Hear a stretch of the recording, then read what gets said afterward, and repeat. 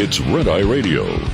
Gary McNamara and Eric Harley talk about everything from politics to social issues and news of the day. Whether you're up late or you're just starting your day, welcome to the show.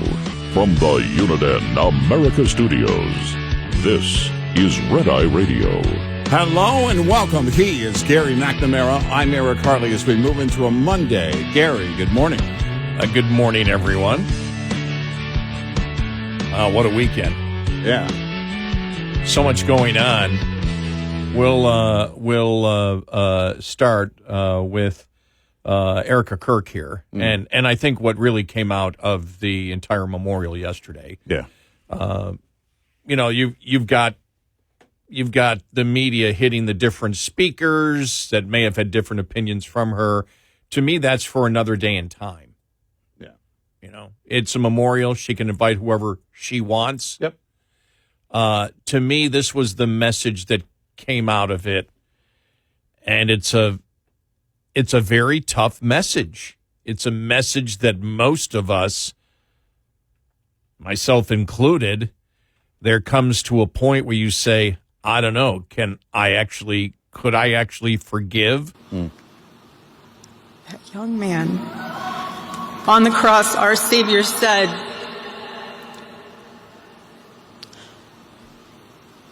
Father, forgive them, for they not know what they do. That man, that young man, I forgive him.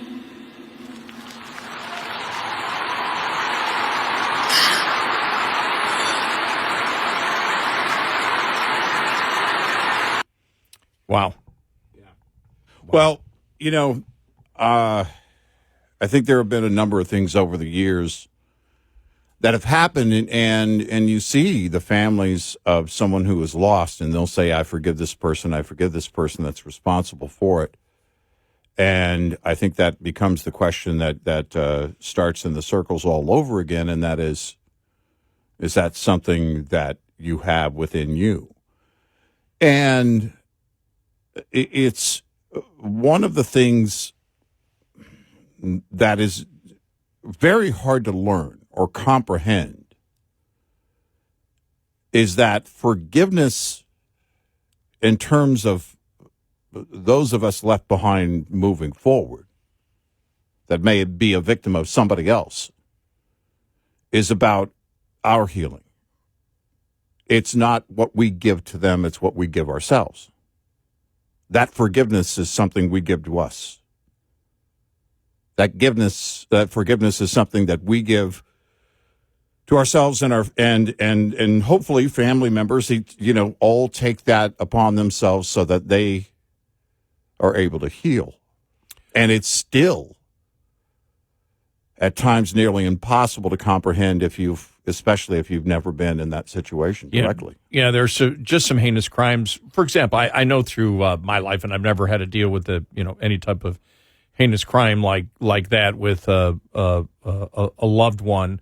But for the most part, after as I got to be an adult, forgiving the minor transgressions against me became nothing. Mm-hmm. It's like, anybody, forget about it. It's like, yeah. And I realized that in my life, you really can't control what other people do. You can control how you respond to it. But there comes some crimes, and we all know what those crimes are, that I think you get to the point where that if you forgive, you believe you're betraying that family member or close friend, that the hate of that other person is justifiable for the heinous crime when you think what your the person, your family or close friend or whatever went through. That's why, to me, that's the hardest part. Is forgiveness is harder the worse the crime is. Yeah, because we feel like it is our obligation or our job or that we owe it to someone we have lost to not forgive and to always remember that. And the thing is that there is a difference. You certainly, I don't believe anybody thinks that Erika and her family, I don't know anyone, in fact. This is maybe quite fittingly a turning point in American history. Watching the event play out, watching the liberal activists and media cover it yesterday said a lot about what's going on right now. And this was equivalent to, in terms of the memorial service, to the head of state, someone who had served in office. And it had that kind of impact. You know, when we look back on it, a lot of us are looking at it going, okay, this isn't over. The mission statement by Charlie and Turning Point should carry on. There is zero doubt that it will. And for those of us that have been in the arena of public opinion and have been having these debates, or as you and I say, trying to have the debates, the left won't have those debates, we see that as a renewal in that effort of changing hearts and minds, which gets back to something that Erika said in that audio cut. For they know not what they do. We've talked about the young people who have, the young activists, Greta and the other global climate change activists who have talked about being in this, they have this sense of helplessness that they can't do anything about it. They have learned this. It's a learned behavior. I can't tell you what's in the mind of the shooter in this case. I can just tell you at that age, much of what that shooter knew was learned from other people. Everything was learned from other people in terms of agenda. It seemed to be, according to witnesses, fairly new within recent years. And we know how all of that works. And then comes the other side of it. But you're an adult. And others in your age group and others who may attend the same university or may even have the same political beliefs don't have the radical mindset to the extent that they're going to take someone's life. So it becomes one of those questions of again, what is to be done about the radical behavior of others? Because right now, I know personally, I think a lot of people are in this state of not knowing, really not trusting anything around you right now because you just don't know where the radicals are. It's we know they exist, but until you strike up a conversation with someone, it doesn't, come out. I told you my recent trip to California, talking to people, and then all of a sudden, everybody's nice for the few seconds, and everything's fine. It seems normal. And then you'll hear them speak, and it's like, okay. We talked about in recent weeks, we've talked about the word normal. And they don't talk like normal people talk. And there's this, agenda that's always at work and this bitterness that seems to be with them. And I don't get that. I don't comprehend that at all. I don't get that mindset. There was a number of posts on social media where you had, conservatives saying, look, I want to forgive, but I've been rejected from my entire family because I'm a Republican and I view what or a conservative, and I view what I believe as pretty mainstream. There's nothing radical that I view in it. I'm not saying, for example, that a man can be a woman because the man says so. Right. And he made the point. He goes, in our culture, scientifically, in our culture and scientifically, that's not, as we have said last week, that's not normal. But I do believe that once you get to adults, you can change some. For those that believe that no hearts and minds have been changed over the last couple of years, that's why we bring up the people like Michael Rappaport. Bill Maher. Bill Maher has moved, every day he moves a little bit. He's not a conservative. He's not a Republican. He still hasn't confronted all of his, quote, hypocritical sins, end of quote. But he's moving in that direction. You look at, as we've talked about before, we mentioned after they saw the Twitter files, the Barry Weisses and the Michael Schellenbergers and the Matt Taibbi's, and even though they haven't moved, they're not conservatives, they reject where the Democratic Party has gone because they have realized, what they have done. Especially when it came to censorship, that I think they found unbelievable, and it scared the daylights out of them how much power and how secret. They probably laughed over the whole concept of deep state until that happened. Yeah. Just because that term again we use, and if you use that term deep state, oh, you're a conspiracy theorist. Well, they look at it and they go, my God, look what happened in the Twitter files. Look how the FBI was involved in all of that. But what Charlie Kirk did, Charlie Kirk recognized that the problem is you're most likely not going to change the majority of people on the left. The only thing that will change people and have them move over to the other side is economic issues, which is why we tell this administration, and you've had 3 now former advisors to both Trump and J.D. Vance saying, you better get this inflation under control. You can talk about everything else and you can win all the 80-20 issues. If you don't win this, that's where you lose. That's really the only thing that will change people. On the cultural issues, you're not going to change adults. You're just not. And you're going to change some, but it's a minority. Where you've got to focus in on is where the left had the domination of brainwashing, which is younger ages, college campuses, and that's exactly what Charlie Kirk did, because Charlie Kirk looked at it and said, they didn't really buy into all of this stuff. They just don't know that there is ignorance out there. And slowly but surely, every single day, we're out there doing it. Because I did see, you saw conservatives, people that claim they're conservatives or Republicans saying, we understand what Charlie Kirk did, and it's admirable, but it's not going to change anything. It's not. Yeah, it is. Oh, yeah. Yeah, it is. It definitely, it already has, yeah. And it will continue to do so. Yeah. Yeah. And that's the thing, is that, again, that ignorance, that's part of, for they know not what they do. Yeah, that was the point I was getting to, the whole ignorance part. That especially with the young people, they don't know. Right. They're just hearing it. But this is why the indoctrination is so important to focus on. And it sounds like something that only conservative talk show hosts mention. And it's very real. And we all know it.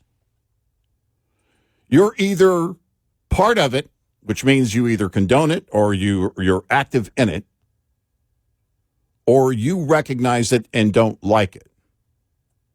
Well, it can't continue. We can't certainly let other people control our children and eventually get control of their moral values. That's the goal. Mm-hmm. The goal is you change their hearts and minds. In that way, you have them forever. That was the whole Disney thing. Yes. And we cannot, as a society, allow that. But that requires vigilance by parents. You have to be active as a parent every day because it's everywhere. It's all around you. And you should have those open conversations. If you may not go to the extent of a Charlie Kirk. In fact, I suspect very few will. I understand, but start at your own dinner table every day. Talk to your children about what's going on in their lives, what they're actually learning. That's, as a society, what we've always should have done. And more and more and more, they have more and more distractions. Man, if they've got their own cell phone, they're in their own world. Well, it's a different world than yours, and influences are coming in hard and fast.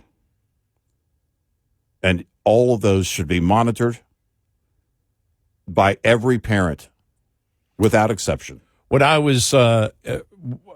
thought was fascinating was on social media how so many people from around the world were commenting and went, whoa, the number of Muslims that said, this is Christianity? Wow. Mm-hmm. We're impressed. Mm-hmm. I hope that, and the message that was sent to the people of America, the one thing, you can look at Charlie Kirk's life and you can see whether it's an Ilhan Omar or AOC, of course. I mean, I'm not surprised by what they did last week. I know they're going to sit there and say he's a hate monger. He wasn't. When you take him in full context, you can't do it. He was very clear in the things that he was talking about. He didn't leave you guessing. Some conservatives or people that claim they're conservative populists do that. They'll throw it out and you go, well, what do they merely mean by that? I'm not sure what they mean by that. Well, they mean this, and it's up for interpretation. With Charlie Kirk, if you listen into the entirety of his argument, it was never up for interpretation. Right. Ever. There were no questions. And it was completely and totally moral and ethical, and he wanted to hear from the other side. And so that's the problem that the Democrats have on this when they say, well, both sides are to blame and we need to have conversation. That's what he was doing. Yep. And when he was doing it, you called him a hate monger. Exactly. 866-98-RED-EYE. Hey there, this is Hope Zavara with Mother Trucker Yoga, and here's your health tip of the day. Healthy driver, healthy diesel, powered by Howes. Lower back pain is one of the most common complaints amongst truck drivers, with over 50% experiencing it regularly. Let's fix that. Sit up tall in your seat, inhale and arc your lower back away from the seat, like there's a pin behind you you're trying to avoid. Now exhale, round your back, and tuck your tailbone under, just like the shape of the letter C.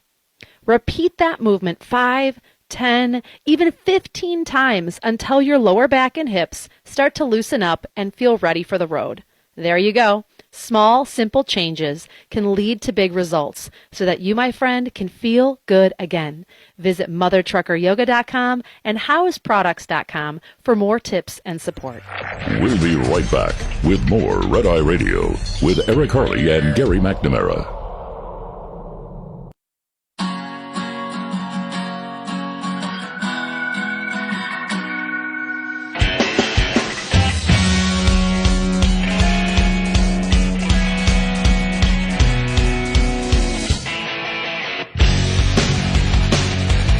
We are Red Eye Radio. He is Eric Harley, and I'm Gary McNamara. Welcome and good morning. The Jimmy Kimmel story continues. We will get to that. A lot of different stories coming out. You know, we've often asked, could Democrats, what do they do in order to come back from the Republicans? I've often said since the election was over, I went, where do Democrats go now? There's an article on that I was chuckling at the other day. It's like basically saying, well, they've got to reverse everything that they believe economically. It's like, well, that's not going to happen. I don't see where these people are just wearing blinders. If they just reverse everything they believe, they'll be fine. So we'll get to that. Ted Cruz and Rand Paul go after the FCC commissioner. We'll get to that coming up all over the Jimmy Kimmel stuff. And Canada recognizes Palestine as a state. Yeah. Wow. Yeah. Here we go.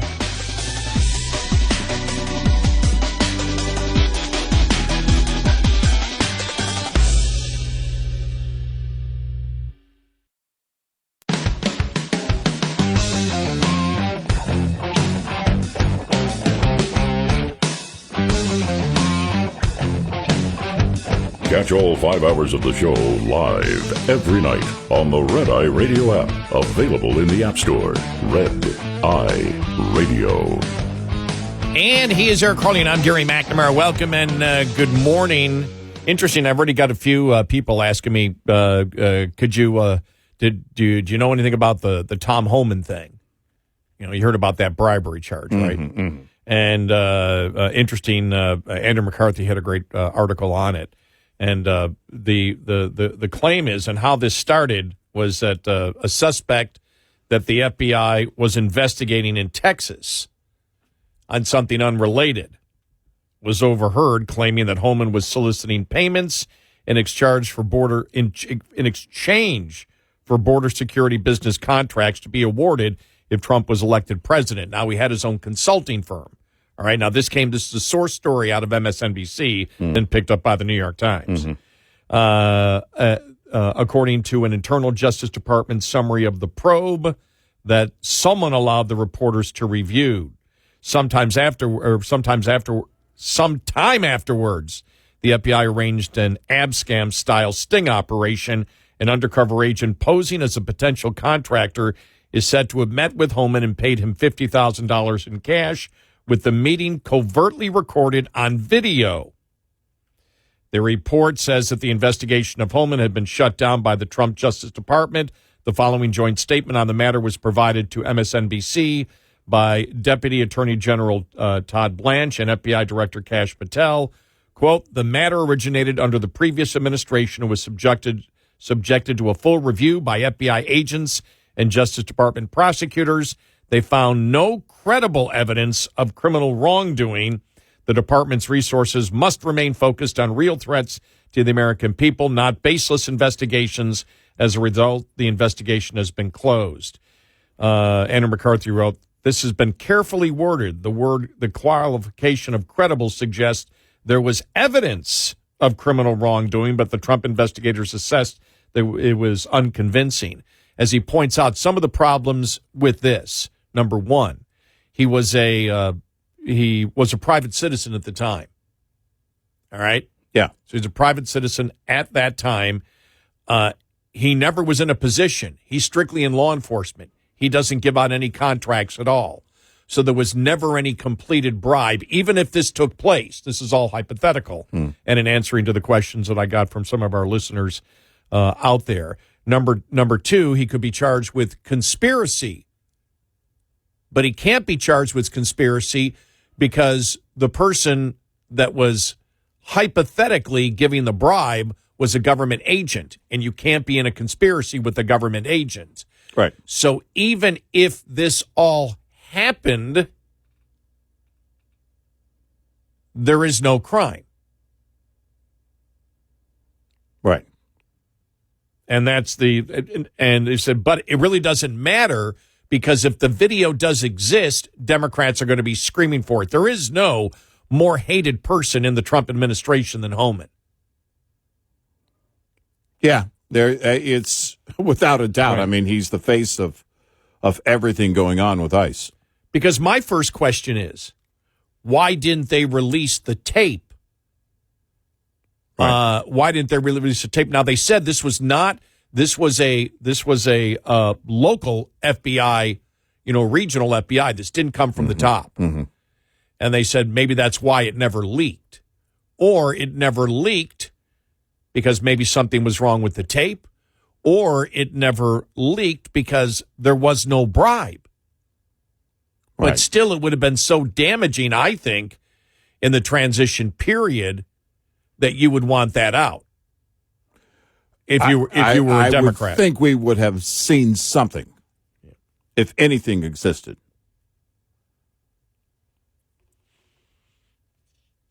As he writes here, Holman was not a government official at the time of the alleged payment. The MSNBC report indicates that the Department of Justice and FBI prudently, in my view, did not take immediate action because they wanted to see if Holman followed through by arranging contracts. Had he done so, the investigators might have established a solid quid pro quo evidence, but Holman was evidently kept out of such business in the transition and in his administration job, and in any event, no such evidence emerged.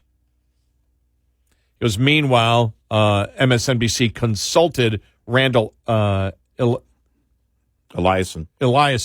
thank you, a former Department of Justice public corruption prosecutor and now a law professor. He theorizes Holman could not have been charged with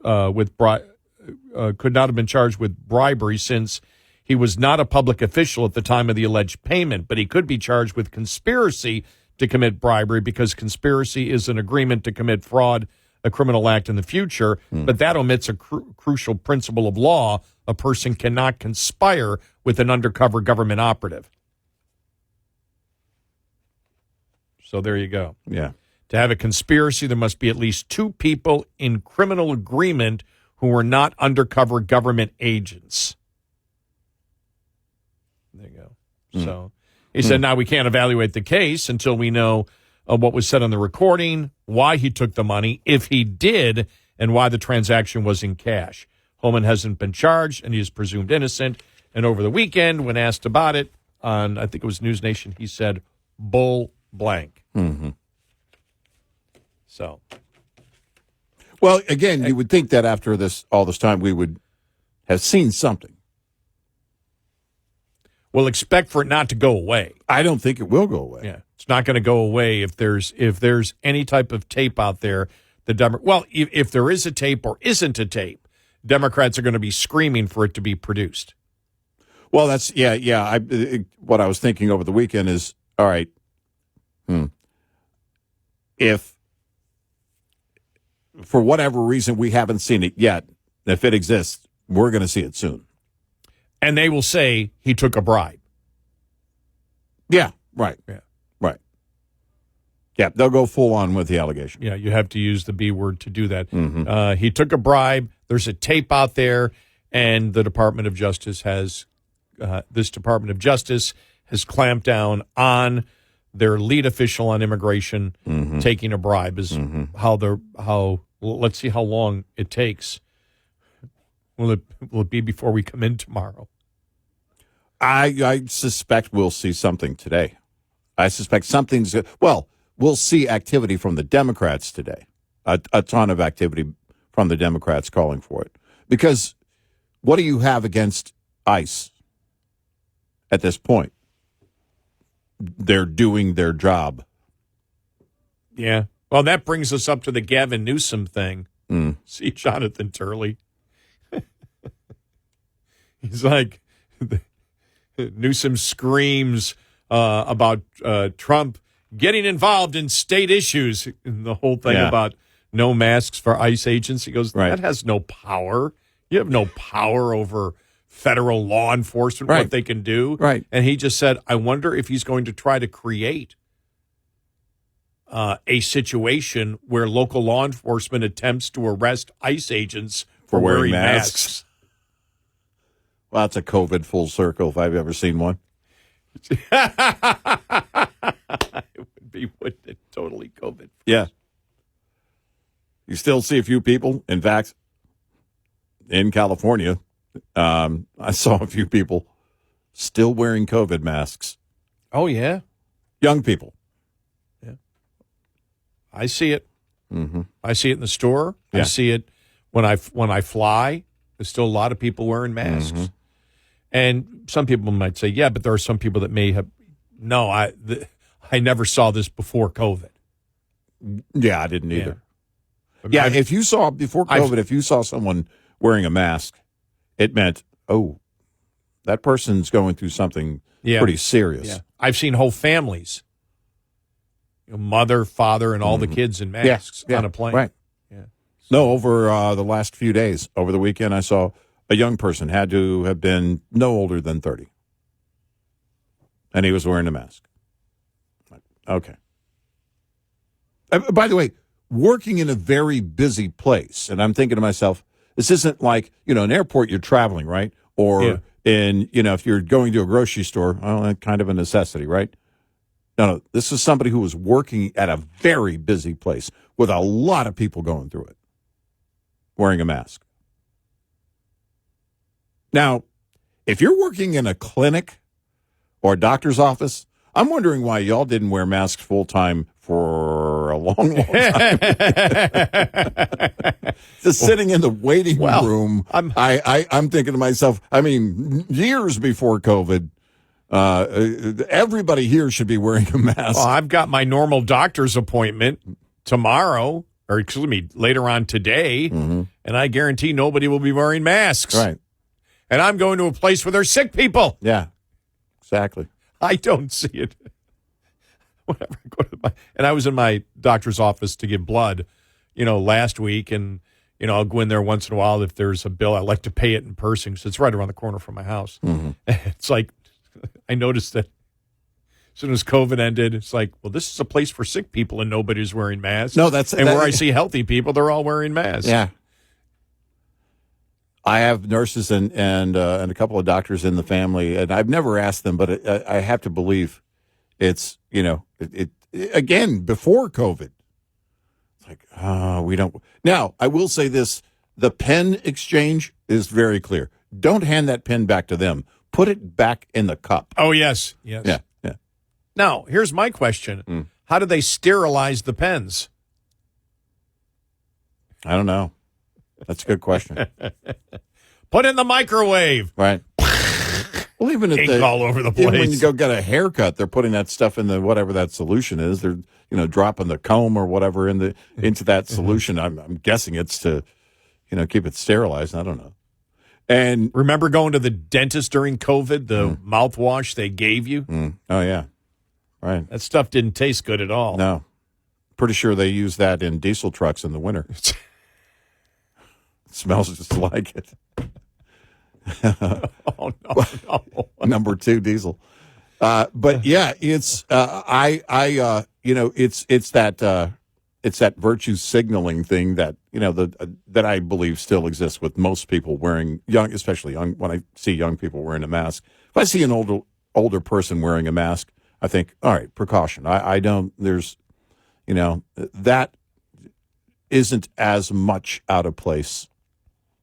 But when a young person is wearing a mask, I'm like, okay, this person wants everybody to know something. When COVID first hit, there was nothing more uncomfortable ever for me than wearing a mask. Now, I'm somebody who can't wear any jewelry. Anything, I can't wear a watch. Anything on my skin, I don't know why, anything on my skin drives me absolutely crazy. And the mask drove me nuts. Absolutely drove me nuts. Yeah. Yeah. It's like, I can't do this for any significant length of time. No, I couldn't breathe. I mean, I couldn't breathe with the mask on. The comedian Dusty Slay has a bit about on his stand-up special Working Man on Netflix about the N95 mask. He goes, man, I burped in one of those things one time. I don't know if stuff can get in, but I'm telling you, nothing can get out. No, but you mentioned the worst part of it was tougher breathing, and I don't have any lung problems at all. I do. I have a genetic my lungs are in great shape, but it was you could feel it was more forceful to breathe, and I hated that feeling. Yeah. Wow.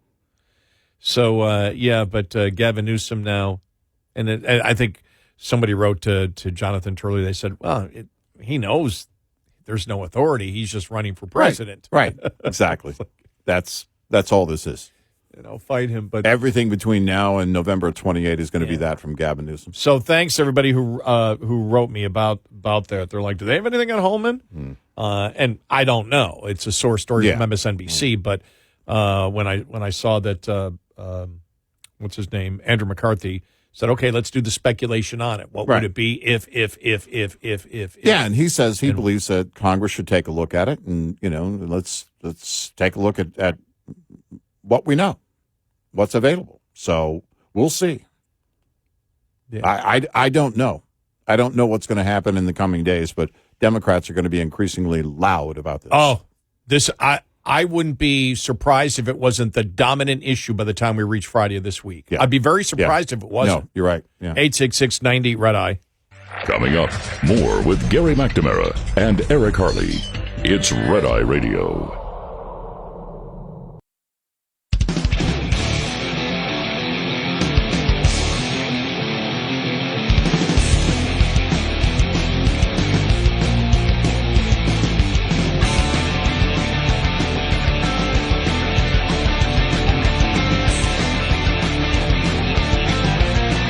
He's Eric Harley, and I'm Gary McNamara. Welcome and good morning. Coming up following the top of the hour, the Jimmy Kimmel fallout. Yeah. Freedom of speech, all that neat stuff that we always delve into. All those constitutional rights. Yeah. We'll get to. Ted Cruz speaking out about the situation. Rand Paul speaking out about the situation. I did see somebody who agreed with us. I said it years ago. I said, nah, the federal government needs to get out of radio and TV. Yeah. They need just to get out of it. Right. They don't need to be regulating it in this modern society. Right. And I said that 25 years ago.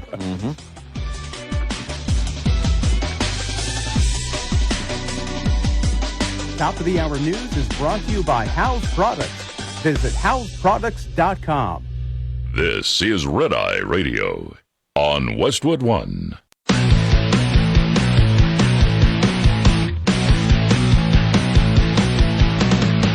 Now, it's Red Eye Radio. Gary McNamara and Eric Harley talk about everything from politics to social issues and news of the day. Whether you're up late or you're just starting your day, welcome to the show. From the Uniden America Studios, this is Red Eye Radio. All across America. He is Eric Harley, and I'm Gary McNamara. Welcome and good morning. Thanks so much for being here this morning, as always. I will tell you one thing, though. After everything since the murder, the assassination of Charlie Kirk, and what he stood for, I'm glad that all of that came out. I'm glad that you're going to have. Because what you saw was when the left would go crazy, they'd say, well, he didn't say that. Here is the full statement. That's exactly what happened with Charlottesville. Yeah. And so you break it down, you break it down, you break it down. But when you saw yesterday and you see, the entire forgiveness narrative, the narrative that is out there for young people, the number of people, I have people that I know that don't pay attention to politics that they were glued to the memorial service yesterday. Yeah. They're not even in they are more conservative. They mostly vote Republican, I believe, but three different people that I know that were watching the whole thing yesterday. Football didn't matter to them. Yeah. And in my discussions with them, it's like, well, he's exactly what we're supposed to be in this country. It's exactly what we're supposed to be. It's exactly what we're supposed to be. I've heard that more than anything. Yeah. And there's a great opportunity because that imagery which is the reality of Charlie Kirk and what he was trying to do to the Republican Party. For the Republican Party to embrace a lot of that. We hit Pam Bondi last week when she started talking about hate speech, as did every single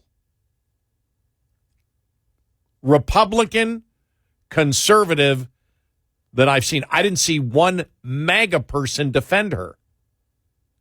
And she backed off on it. I mentioned to you that I paid very close attention. When Rand Paul came out against what the FCC commissioner said the other day, I didn't expect, because Rand Paul, nobody pays attention to. But when it comes to MAGA and Ted Cruz, I went, what he said this is like Goodfellas with the FCC commissioner. It's got no place in here. Whether that's the reason that Jimmy Kimmel was suspended or not, I don't believe that's why. I believe they used it as an opportunity. Yeah, I think it was going to happen anyway. Right. Or the end of his show was coming anyway. But it was like, we don't need to even be implying threats that are unconstitutional on free speech. Right.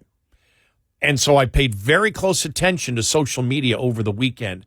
I didn't see one negative comment thrown at Ted Cruz, not even from the traditional, MAGA, this administration never does anything wrong, people. Not one. Yeah. And I wasn't surprised by it because there was nothing on Pam Bondi.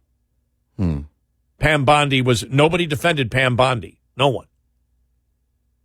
The president might have said, well, there's things I want her to do to go after, but nobody else in the conservative media, the conservative populist media, MAGA media, however you want to do it, because there's more than one faction that voted for Trump. Yeah. There's a number of factions that voted for Trump out there. Nobody. And so I think when you look, for example, one of the things with Pam Bondi, I didn't hear it afterwards, but first thing with Pam Bondi was like, well, Charlie Kirk wouldn't agree with that. If you're saying this because you're upset, as you should be, as anybody should be, you'd be furious that he was assassinated, the last thing he would want you to do, that Charlie Kirk would want you to do, is clamp down on free speech. He believed in it. That was the whole point. That's what he did. If there was anything that identified Charlie Kirk on the big issue, the big massive umbrella issues, it was his belief in free speech. Yeah. And dialogue back and forth, and not wanting to have the other side shut up. Right. I want the other side to speak. I want to be able to speak. I want them to be able to speak. He went to the other side to have the conversations. Yes. So I would suggest, and we said this last week, even though I just don't believe, I really don't see a need. Maybe there's some technical issues, but other than that, when you said it last week, I just realized over the weekend, when you just said, oh, this whole thing about it being the public airwaves, and I said, well, that's because they regulate it, so they've always called it. I don't agree with that. Yeah. I don't agree that was my point last week. Right. I agree with what, you said. The marketplace should control it. Government's got no business in it. Right. I don't want government, and I've said this years ago, I don't think the government should have any authority except maybe technical issues. Your signal, things like that, where you're following the rules and regulations of what your signals are. For example, if you're an AM station and you've got to power down because you've been given that license based on the fact of that you will power down at night so you don't interfere with other stations. If your transmitter and tower are so powerful that they're frying chickens that are standing in a coop 2 miles away, there should probably be a little bit of regulation. Right. Yeah. I mean, and so the technical regulations, but when it comes to content, get out of it. Yep. Get out of it. Right. FAA, towers, the whole thing, all that, of course, that has to be regulated. That's part of it. That has to do with the safety, I guess. It is tower about lights. Safety, tower lights. It's so. Man, I dealt with that as a station gosh. manager. What, the damn tower lights off again? Yeah. Damn it. Or when you had to hire the guy to paint the tower. Oh, paint the tower climbers? Yeah. It's like, there goes a few grand right there. Well, I think the charge was $1 or $2 per foot that they had to climb up and down, is what we had to pay. I don't remember. And that was a tiny town. It was like, oh my gosh. But there's going to be that technical stuff. But in terms of the content is already controlled by us. The marketplace. We determine, first of all, if it's interesting, if it's important, if it's supposed to be a comedy, if it's funny, if it's offensive, all of those things. Yeah, but who are you threatening? The majority of the TV stations were upset at Kimmel. Mm-hmm. Right. The companies that own the TV stations were upset. The only way you can punish ABC is, if you decide we're not going to let them do a merger or whatever, or whatever's, or Disney, but the punishment when it comes to the FCC commissioner would not be the regulation of Disney. It's not the content provider, it's the station. It's the stations. Station and owners. so, in essence, you're threatening the stations, the majority of the stations that weren't happy with Kimmel. Right. And one of the things they're not happy about is the fact, probably, of the contracts that they have to sign. Yeah. When it comes to the content of what they have to carry. If they decide to go with the particular network, then you gotta carry everything. Mm-hmm. Or you got to make the commercials good, as they say. Yeah. But they want you playing the content, though. Right. They want the content. Right. They want the content out there. So, it's just, I would suggest that the administration start backing off out of this stuff, because all you do is you put in our minds, when you get no pushback from anybody except criticism of the administration or the attorney general or the FCC commissioner, not as much on the FCC commissioner, but nobody. And Ted Cruz is always a prime target for MAGA to hit. Mm-hmm. And there was nothing. Yeah, I didn't see any backlash there. Because you had Pam Bondi, the FCC commissioner, and they're just like, no, we believe in free speech. We don't want to shut the left up. Right. Well, and it's so oddly misplaced in both accounts, with Pam Bondi and the FCC commissioner. It's again, where I don't even know that I need to ask, where's the critical thinking? Where's the thinking? Yeah. On the basic level, especially with Pam Bondi, and it's like, I'm sorry, do you understand the nature of what you're talking about? Yeah. The person that you're seemingly attempting to honor Would be against what you're doing. That's, and how do you not know that? How are you not thoughtful in that moment? I don't know. Again, it reeks of wanting to, run with the torch, but you got the wrong torch and you're running the wrong way. And that is, and I'm with you, that kind of behavior we don't need. If you find that someone is breaking the law or whatever's happening, companies aren't doing legally what they're supposed to do, then start the investigation. And when you launch the investigation, make the announcement then. And say, here's what we're looking at, or here's what we found. But the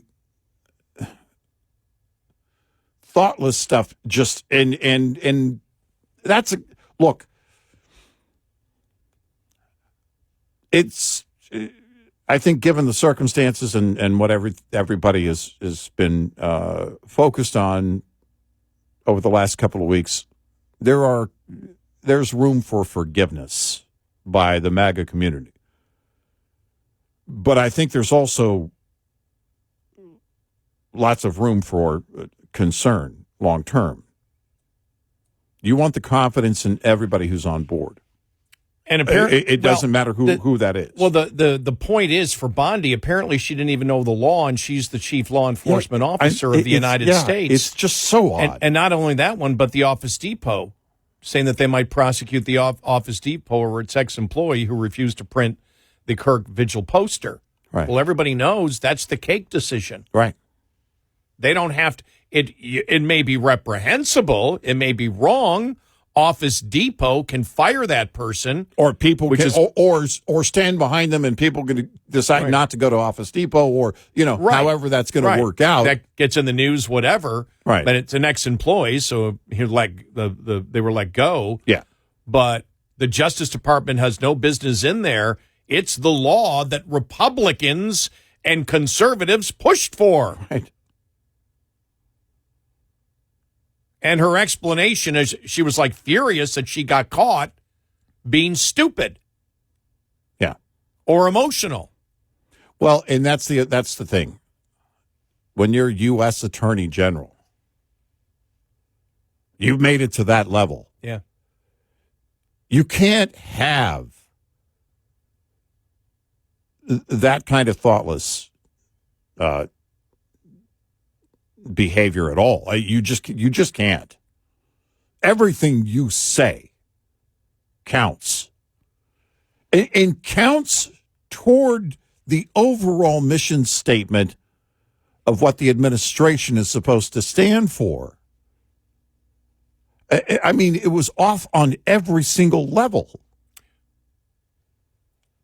All I go is to the last line of the Wall Street, two last lines.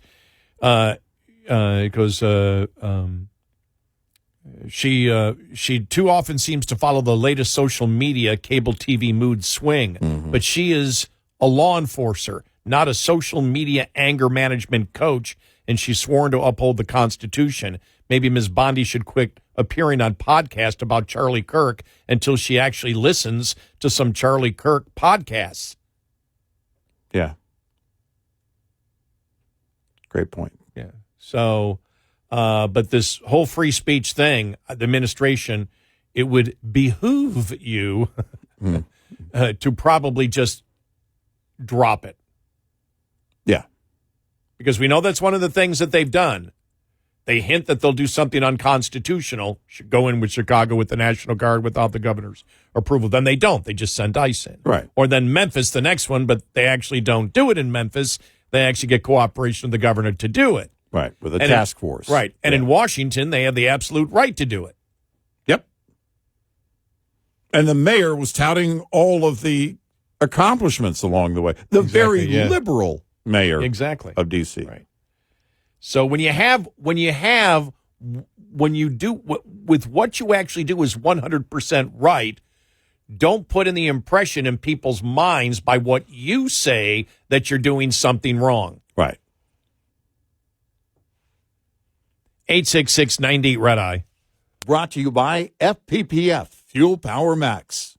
Owner-operators can save a hefty amount of money by participating in discount fuel networks. If you're leased and your fleet has a fuel optimizer program, use it. Such a program helps plan a trip based on fuel prices and locations in the carrier's fuel network. The larger the carrier, typically the larger the discounts that are possible. Fees for using such networks have become rare thanks to competition for drivers. Owner-operators are well advised, however, to pass up network fuel stops that are too costly, are too far off route, sell inferior fuel, or are dangerously or poorly maintained. For independent owner-operators, a bevy of fuel discount networks exists, from a variety of traditional fuel cards to the National Association of Small Trucking Companies network and the younger mudflap applications discounts at independent truck stops around the nation. Research the options and discounts available to find the right one for you. Owner-Operator Business 101 is provided by Overdrive's Partners in Business program. Go to overdriveonline.com to the Partners in Business section of the website for more details on this and many other topics. Brought to you by Shell Rotella. With advanced synthetic technology is designed to help keep your rig running with more mileage and less maintenance. Lines open for your calls.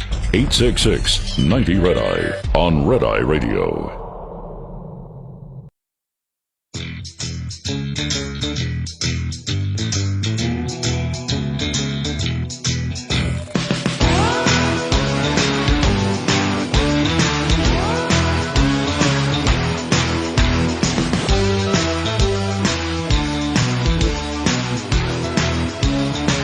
We are Red Eye Radio. He's Eric Carly, and I'm Gary McNamara. Welcome and good morning. So, but besides that, I did see that they met last week. Kimmel and his lawyer and everything else. Yeah, it's unknown. The one story I saw is they're all source stories, of course. From the New York Post was no one has any idea if they're even close to making a deal. And whether it's meetings, I think nobody knows whether it's meetings about his separation agreement or meetings about him coming back on the air. I don't think anyone really knows, because his deal is up, or was going to be up anyway here in a few months. Is it doing anything? Is late night TV doing anything? Does he want to continue doing late night TV long term? I mean, long before any of this happened. And does ABC want to stay in the business of this kind of activism, on their airwaves? So I guess we'll see what happens in the coming days.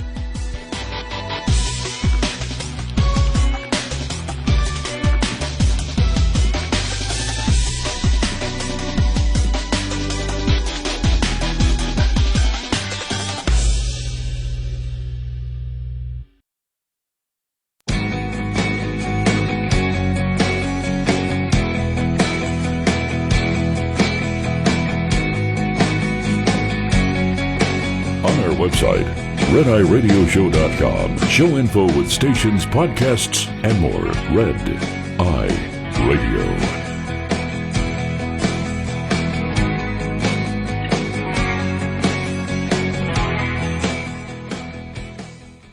We are Red Eye Radio. He's Eric Harley, and I'm Gary McNamara. Just got busy. Sorry, we were having a show meeting. We're having a discussion on crime. Yeah. It just... Yeah, it's it's interesting. The tone over the weekend, aside from the great sadness over the weekend for Charlie Kirk's memorial service and the passing of Charlie Kirk, but there was also this, for me, at least my perception was this sense of renewal. You kind of experience it, especially if you're a Christian, around Easter. And it's like, okay, time to do a little bit better. Let's we're kind of looking at ourselves and everything around us and all of that. And I felt that over the weekend, because you're seeing, and it was the tone, not just from the people that attended the memorial service, but the leadership qualities of Charlie and what his legacy will be. Erika, now at the helm as the CEO of Turning Point, but also she's a leader in the message that she gave for moms, for women, and we used to never need permission or feel like we were walking on eggshells to say the things that were said over the weekend. And in recent years, you almost felt like you had to apologize. Well, some people did. We're in talk radio, so we don't ever feel that way. But a lot of people felt like they would have to apologize first for espousing such views, like be a leader for your family, be a spiritual leader, be active, have those goals that really mean something to your morals and your values. And that's a shame that it ever came to that point, but people felt intimidated by the angry left, quite frankly. What I, this goes back to the, this goes back, was it W or Herbert Walker Bush that came up with compassionate conservative? That was Dad, yeah. And my father wasn't happy with that. Right. Because that was always a part of being a conservative. You didn't have to include compassionate in there. Yeah. That was a part of it. I think the one thing that, and I guess we'll see where this all goes, but I see the potential what you saw over the last 12 days after his assassination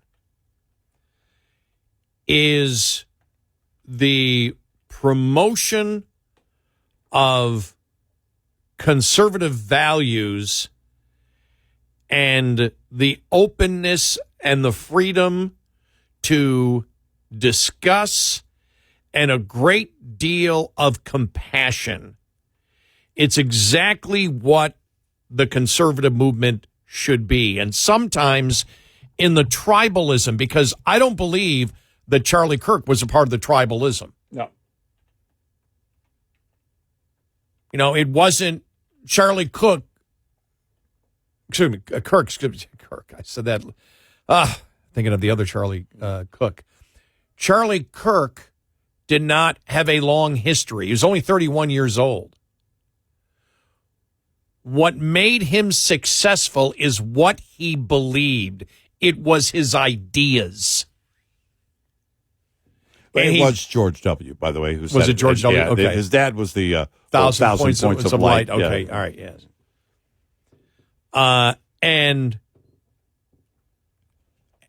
And he, you know, all those things of freedom, liberty, free speech, openness of not being afraid to debate. Let's debate. I love you. One of his friends said that before he did his last get-together in Utah, that somebody said, well, you know, the majority of people, you're going to be there. They're going to, you know, they don't like you. They really, he said, well, you know, there's going to be basically a tough debate. I'm paraphrasing here. He goes, I'm not there to debate. I'm there to love. Yeah. I'm there to let people know, you know, that love and compassion and while you debate, and we're going to have a great time. And that's why it was like a party. And you can feel that. And when you start having he offered something that young people, because remember, if you're a young person, you're 25 years old. Mm. That means you've only been paying attention for the last 10 years. And all you've heard is back and forth and back and forth and back and forth. And it's, you know, and they get lost in it. And they're in a brainwashed society once they get to college, and even a lot of public schools. And here they're being offered an alternative that talks about freedom, compassion, free speech. I welcome what you have to say. Mm-hmm. I'm going to debate you because that's what we do in America. The thing that's going to be the hardest for Democrats is to continue to try to demonize what he stood for when it's as American as you can possibly get. It's as mainstream American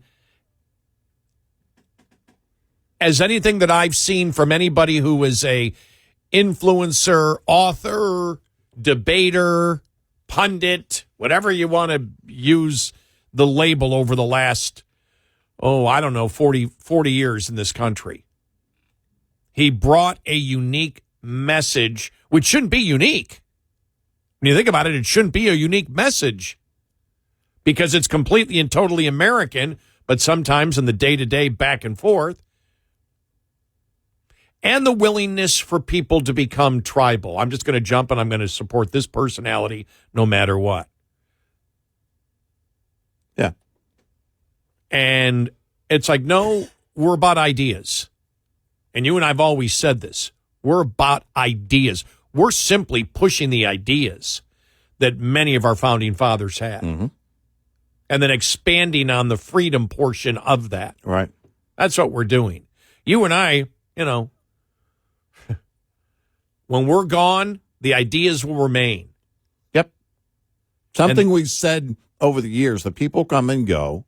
The ideas remain And, you know, Charlie was 18 in starting Turning Point. Blows me away. Blows me away. And before that, we now know was already active and talking to Tea Party groups and the whole thing, as we saw the message that he sent to Glenn Beck at the age of 17, still in high school, but he could grasp the fact that those ideas were true. That's all that think about that. It's everything. It's those ideas, the discussion of those ideas. That's what Charlie Kirk was about. That's what this nation was founded on. We're a nation founded on ideas. Those ideas will remain. And the truth will always be the truth. And you can't change that either. When you look at those two elements, how is it that we were ever stepping away from an open discussion? Well, because more and more that open discussion started to defeat the overall long-term goals and agenda of the left. Which is power and control. Yep. When you don't want to debate. Look, I've often said it. The best thing in life is when you get power and control over your own life. And nothing is wrong with power and control, but it's how you use it. Right. And in the arena of public ideas, in the political world, if you want to get power and control by selling people on your ideas that are about freedom and liberty and the Bill of Rights and equality, that's what the United States. Yeah. That's what the United States is about. And as simple as it is, Charlie was selling a simple message that we have been frustrated about the right not being able to successfully sell. Yeah. Yeah. And he was able to do it. And that's why when we hear whether it's Pam Bondi or the FCC commissioner or even Trump selling anything that, even if it's just a troll and he doesn't end up doing it, that's unconstitutional, you don't need to do that. Even if you never end up doing it, you don't need to do it. Right.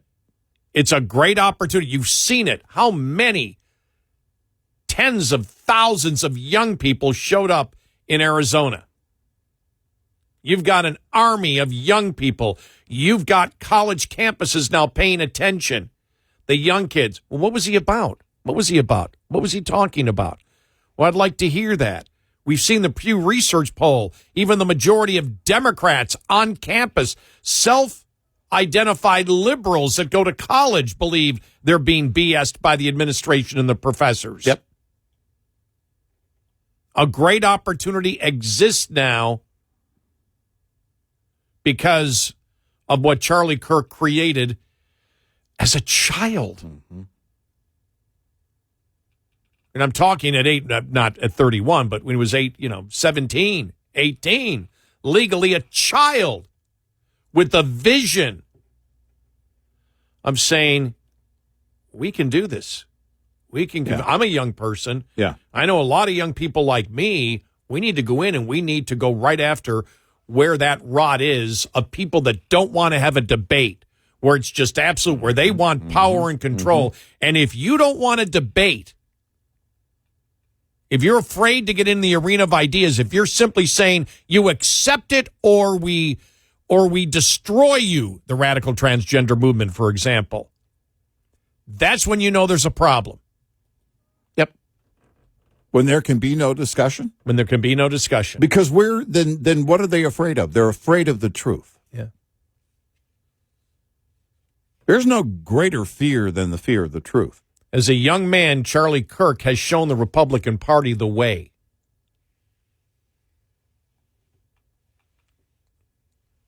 Without a doubt. They should take it.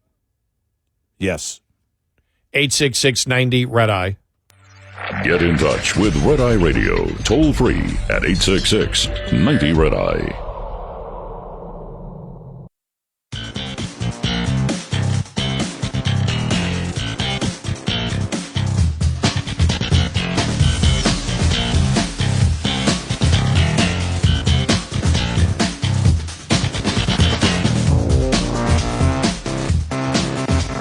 We are Red Eye Radio. He is Eric Harley, and I'm Gary McNamara. Welcome and good morning.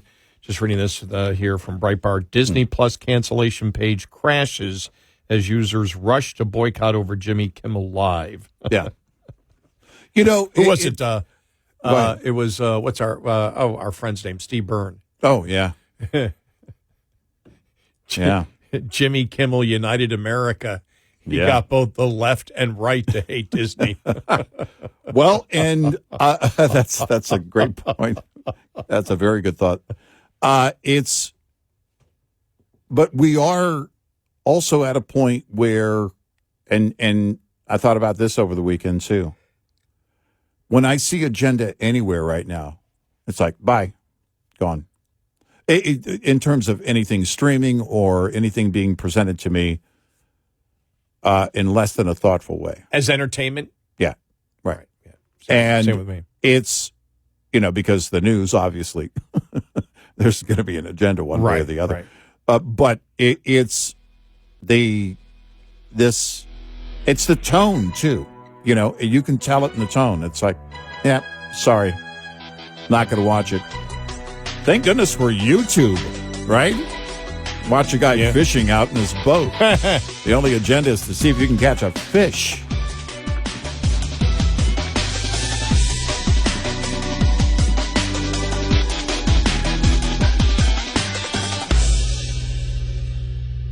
This is Red Eye Radio on Westwood One.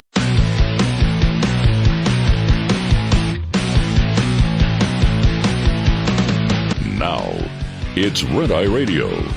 Gary McNamara and Eric Harley talk about everything from politics to social issues and news of the day. Whether you're up late or you're just starting your day, welcome to the show. From the Uniden America Studios, this is Red Eye Radio. All across America, we are Red Eye Radio. He's Eric Harley, and I'm Gary McNamara. All right, so with another government shutdown looming here. Yeah. Just a few days away. Yeah.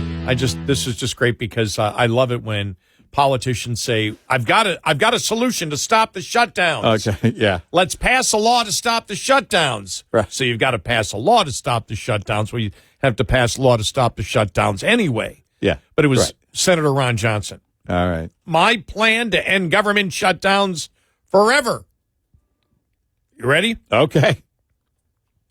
With another shutdown looming, I've introduced an even simpler bill, the Eliminate Shutdowns Act, that could end the drama and uncertainty for Congress's budgetary dysfunction.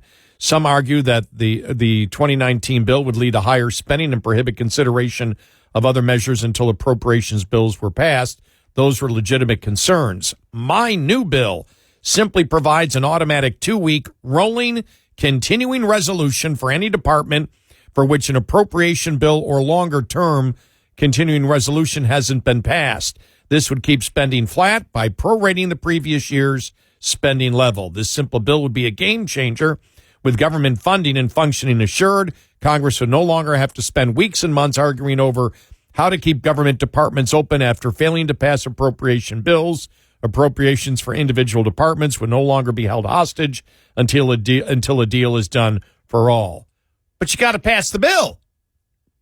Yeah, that's how it happens. You still need the votes. You still need the votes to do the bill. Who's going to do that? When are you going to do that? You're not going to get that passed now. No. You don't have any Democrat votes. You won't get to 60. I'll never forget the solution. I'll never forget the one, though. The one that was worse where a couple of years ago was in Facebook. This is so simple. All Congress has to do is pass a bill that if they don't balance the budget, that they automatically can't run for the next term. Yeah, all we have to do is convince them to do that to themselves. To pass the bill.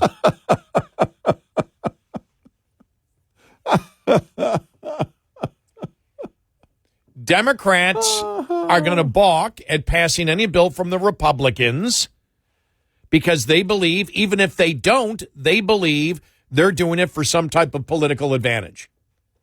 Yeah. We've seen it happen all the time. Yep. To sit there and say the Democrats during a Republican administration are going to say, oh, okay, we're going to go for this. I don't know what to say, but I just love all these. I just love every time somebody comes up with, it's so simple, it's a great idea. All Congress has to do is pass a law. Congress is the problem. Because getting this solution is about passing a law. I got a solution. I don't have to worry about get around all this law passing and whatnot. What we do is pass a law that says no more laws. You're drunk. Yeah.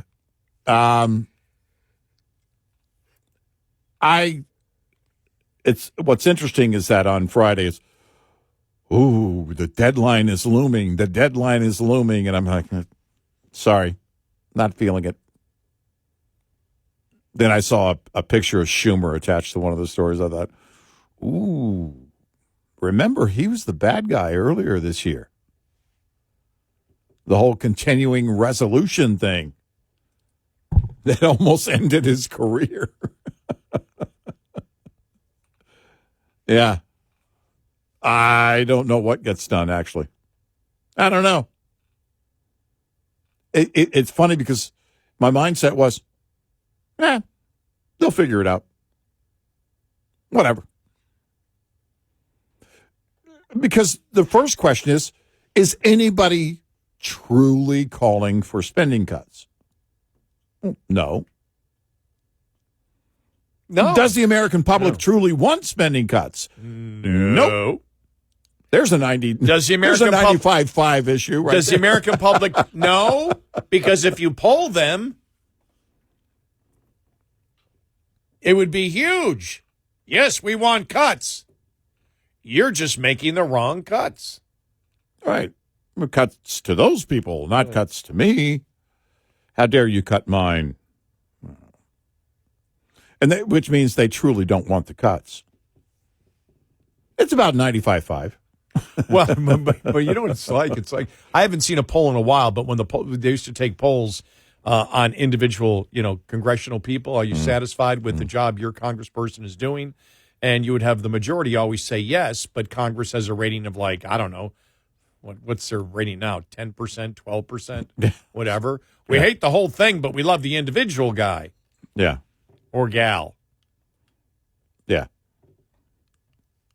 I had to say that, otherwise somebody might call me a misogynist. Yeah, got to look out for that. It is, again, the whole thing, the idea of this, the deadline is looming. No, we're just going to continue with the increased spending. At the end of it, that's what's going to happen. I think that if they would simply pass the Kumbaya law, that everybody must come together. Both sides, the Both Sides Act. The Both Sides Act. BSA. The Kumbaya. Yeah. Both Sides Focus Act. on BS. The BSA. Both Sides Act. The big, beautiful BSA. Yeah. No. It's going to be, in the end, well, what it's been for far too long, because there is no outrage for the national debt. I went to the the website for the national debt, the clock, the running clock. It now just says whatever. Well, when you think about it, the last 12 days, you've had more insane rhetoric from the left. It hasn't changed at all. It's probably gotten worse. But when you understand the United States, I would love it if everybody would get together and sing Kumbaya and say it's immoral for us to have the debt that we have. But that's not going to happen. And so on every single issue, what you have to do is you have to convince the voting public. And that's why when we look at what Charlie Kirk was doing, saying, well, wait a minute, they're brainwashing college students. How do we know? Even the latest poll that was taken, I think Pew did it. I think it was Pew that Research did it. It wasn't a conservative outlet that did it. It showed that even, because we just did it a few weeks ago, even over half of not Democrats, self-described liberals said, "Oh no, what the professors are blowing out at us. We're just saying, yeah, whatever, and okay, fine. We just want to pass." Yeah, they all know it's BS. Yeah. And Charlie Kirk went in there and said, "Okay, what we need to do is tell people the truth, and we need to encourage them to debate, right? And we need to and so you're not by him doing that." You're opening up the debate on college campuses, but the left doesn't want that. They don't want the debate. No. They don't want the debate. And so if they don't want the debate, you're not going to be able to get the kumbaya with the actual politicians. They don't want the kumbaya. No. I don't need to demonize anybody personally on the left. All I have to do is tell you where they stand on the issues and explain why they're wrong. Yeah. Sometimes it gets to the point where the lies get to be so big that we have fun, a lot of fun, with them. And that probably gets into our moron, idiot, imbecile discussion that a listener got us on one time. Yeah. But And so we will sit there and say, my God, these opinions are just so moronic, and we really wonder at times, and we really do. It's not an insult. How do their minds work? And there is a legitimate sociological question of critical thinking skills and being able to connect the dots. And we talk about that all the time. But that's a legitimate thing to talk about when someone says a boy can be a man, or excuse me, a boy can be a girl if the boy says so. Yeah. And men should compete against women in sports because they're women. Yeah. Well, you can't sit there and say, okay, both sides are right. Right. There's a right and there's a wrong. Yep. And that's where we are. And as we've told you many times before, we're not doing talk radio the way we used to, where you would actually get into a philosophical discussion of what they wish to do in the legislation, but we would all agree on the truth of the topic. Right. You can't even agree on the truth of the topic. Well, a boy can't be a man. Yes, they can. You're a bigot. You're a this. Well, I'm not. It's just scientifically not true. Well, we can't talk about that. Why? Because if you talk about it, then don't you understand they have a much higher degree of committing suicide, and therefore you're committing violence against them. Mm-hmm. Well, then there's a mental problem. See, right there, mental problem. Well, you just told me that. No, I didn't. I just told you they're much more likely to commit suicide, which is a mental problem. No, it's not. Well, where is the compromise? Where is the both sides? There hasn't been a compromise. There hasn't been a middle. Sorry, Joe Manchin, in a long time. That's why Joe Manchin isn't even Joe Manchin anymore. Sorry, dude. There's no room for you. I'm not left. I'm not right. I'm in the middle. No. You have no convictions then. The one thing that I talked about during Trump's first term that was my concern was, where's the fight going to be in the Republican Party after Trump is no longer president? Because at some point, He will, after his fourth or fifth term, he will no longer be president. So where is the fight? Where's the conviction? Well, back then we were still dealing with, the remnants of John Boehner. We don't like Messi. We were dealing with McConnell. We were dealing with the old guard in the Republican Party, who I'm convinced was really good at taking naps and nothing else. They would talk about things. They wouldn't do things. They wouldn't fight for things. And at the convention last summer, the Republican Party offered up a great number of possibilities in terms of people who could take the ideas and run with them when Trump is no longer president. And now I believe, in the wake of the assassination of Charlie Kirk, there's this great opportunity for even more to be realized in terms of the potential of what needs to be done. And I hope that we see that opportunity realized. I hope that that opportunity is going to be, they're going to take that and run with it, not just as a party, but the Republicans need to be a greater movement.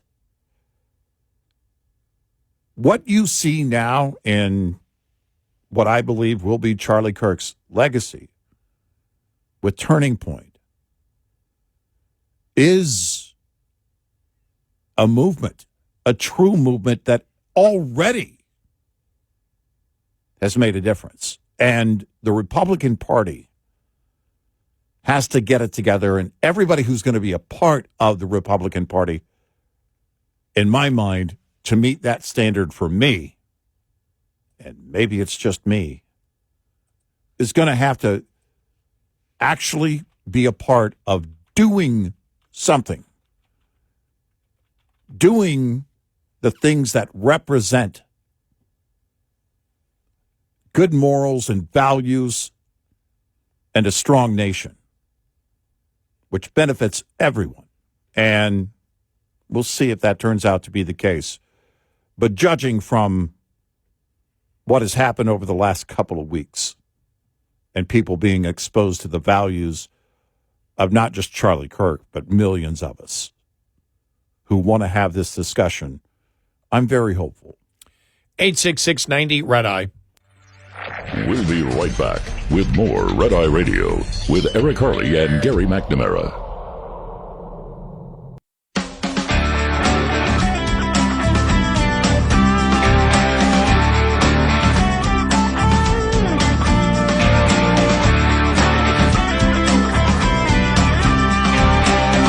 We are Red Eye Radio. He's Eric Harley and I'm Gary McNamara. Good morning. Welcome. Coming up following the bottom of the hour. Last week, the Trump administration moved to make it harder.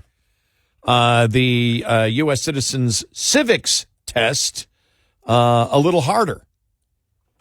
All right. That it's they claim it's too simple. We'll get to some of the questions on it. And I was reading the editorial in the Wall Street Journal saying every state should make this mandatory for high school students to pass too. Yeah. And wait till I go through some of the questions that they ask. One of the questions is, what ocean is on the east coast of the United States? And they say, what kind of exam provides all the answers in advance and accept a 60% score as a passing grade? That's a U.S. citizenship civics test. Right. Last week, the Trump administration moved to make the exam harder. But yes, they do. One of the things they talk about is the question that we have asked. Name the three branches of government. Name the three branches of government. Right. Start with that. Yeah. Oh, I think you should start with that. Absolutely. Number one. They ask you things like, what is e pluribus unum? What does that mean? Right. Mm-hmm. Out of many, one. Mm-hmm. Name one author of the Federalist Papers. I got that one easily. What's her name? Hemingway. Mm-hmm. Yeah. Molly Hemingway. Molly Hemingway. By the way, if I'm giving you the exam, okay, accept it. I'm just going to make a judgment call. The correct answer would be any of the three, which would be Alexander Hamilton, James Madison, or John Jay. That would be, but see, I learned all these things. I can't remember if I learned them in school or I learned them in Boy Scouts, because I remember you had, I think there was like at least 2 citizenship merit badges. So you had to go through everything and understand the Constitution, understand the 3 branches of government. But I already knew that. I knew a ton of stuff from my father already. When during the Cold War, my father working for a defense plant, and he wanted me to know that he wanted all of his kids to actually know the specific difference between a constitutional republic and a communist society. I was born on an Air Force base, and they made me take the exam before my parents could take me home. So it's required. One cry. That's right. Then I had to do 20 push-ups. Oh, jeez. I was born a poor enlisted man. Come on. I turn that age we don't speak of this coming week. Oh, you do, don't you? Yeah. Hey, my youngest turns 29 tomorrow. Isn't that crazy? I know. I keep telling her, nope, you're only 19. She's like, Dad, I'm going to be 29. I turned that 7 age this week. Yeah. And that's funny. I was looking at a celebrity or somebody, and I saw a picture of them. I was, he's got to be like 70. But I did my McNamara marathon yesterday. Oh, did you? Yeah, triathlon. Oh, okay.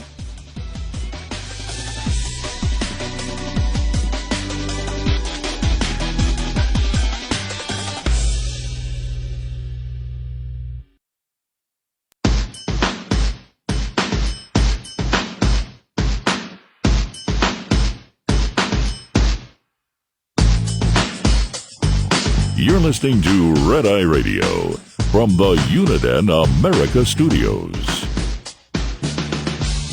We are Red Eye Radio. He's Eric Harley, and I'm Gary McNamara. Download our Red Eye Radio app today, and you can listen when you choose. All right, yeah, so just very quickly, what the McNamara Triathlon is. All right. I do it Sundays almost all the time. And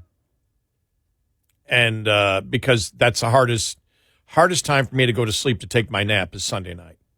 Yeah. So I really don't want to be taking the melatonin or any over-the-counter stuff right anymore. Yeah. Mm-hmm. I mean, it wouldn't harm me if I did, but I just don't want to do it. And so I do 3 different things because doing one thing, like riding the bike 20 miles, too boring. So the triathlon is... Yesterday was boring on the machines because I did a 2-hour workout on the machines. I did a full workout on the machines for resistance training, then 5-mile bike ride, then 50 laps of the pool. That's my triathlon. Okay. And I was conked out. 6 o'clock, I'm out of it. Did my own little triathlon yesterday. Mid-morning, before it got too hot. Burrito, ham sandwich, cinnamon rolls. It was kind of hard to breathe when I got to the cinnamon rolls. I thought, I'm going to finish this. I'm going to do it for me. Well, I did it. I leaned into it. And you look like you succeeded. Oh, I did. But now with that bit, I still remember it was only a couple of months after I started with you that I turned 50. Yeah. Yeah, it makes sense. Yeah. I started this 20 job. years, so yeah. I started this job when I was 30. Isn't that crazy? Wow. It was and you'll be 60 soon, right? Yeah, it was a month before my 31st birthday. I started with Bill Mack. Isn't that crazy? Yeah. And I was sick that winter. I was really sick. Bill Mack, for those that don't know, the former host of the all-night show on WBAP, I joined him as his co-host when he went national, and that eventually became this show. But Bill was nominated for the Grammy when I was hired on and started, and then won the Grammy a couple of months later. And he had to go to New York that year. The Grammys were in New York. He had to go to New York for the Grammys, and he wrote the song Blue for Leanne Rimes. She won the singer's version of the Grammy. He won the songwriter's Grammy for that. And when he left, he was gone for a few days. I was so sick. I was running a fever, like 102, had to do the show solo and the whole thing. But I remember it being just such an exciting time. I think the 60-year-old me would have a different opinion if running a high fever. I might be excited for someone winning such an award, maybe, but I wouldn't. I probably wouldn't be able to do what I did back then. By the way, we had a caller who said, "Welcome to the club." She, as described to our producer Alan, she's 72, so she's welcoming you to the what is it, septuagenarian club, which isn't a club as much as it is a confinement.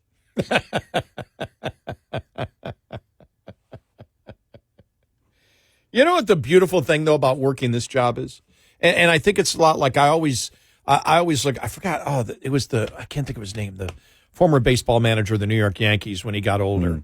In the 90s. I can see his face and everything. I just can't remember his name. Yeah. And they asked him about something. He just said, well, when you do this job every day and you're doing baseball every day, you really don't think about your age. You don't think of anything because you're always involved in baseball. Yeah. And the same thing here. I never really, I've never had a midlife crisis. Never had a midlife crisis. I've never thought any differently.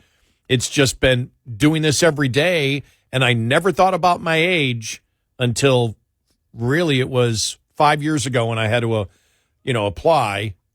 You got to at 65 apply for Medicare. And I went, right, yeah. What the hell? Yeah. What are you talking about? What? I'm old. Oh, gee, should I retire? What's going on here? And you're just in it every day where you don't think about it. And when I realized that everybody who I went into college with, and then everybody that when I eventually got into radio full time at the beginning of it, which would have been end of 82, 83, beginning of 83. And I haven't been out since. But when I graduated from college in 77, and then all those people, which probably are about, 300 people, none of them are left in radio. Yeah. I'm the last one. And there's only one guy in TV that I graduated with. I didn't really know a lot of people in TV, but he's the only one that I know that is still in TV, and that would be, if anybody's in New England, Dan Housley, who's in Boston as a TV reporter anchor. Oh, he's still there, and yeah, and you remember him because we were following him the night of the Sarnioff brothers, right? And right. I said, and remember I telling you, I said, and we were following him on Twitter or whatever, and I just said, Dan hasn't gone with the names until he goes with it.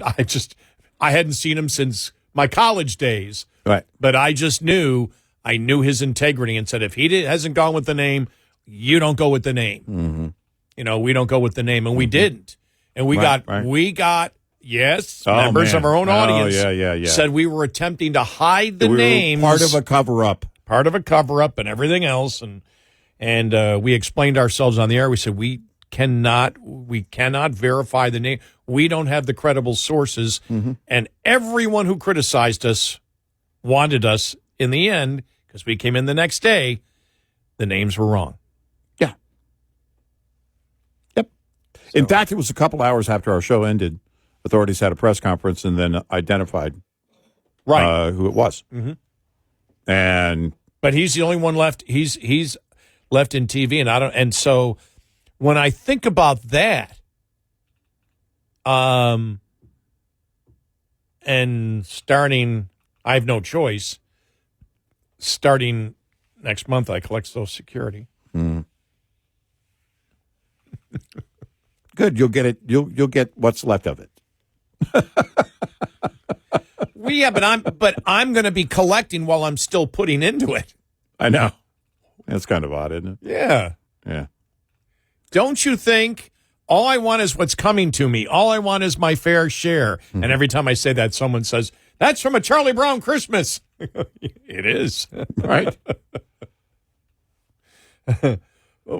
Why? That's not fair.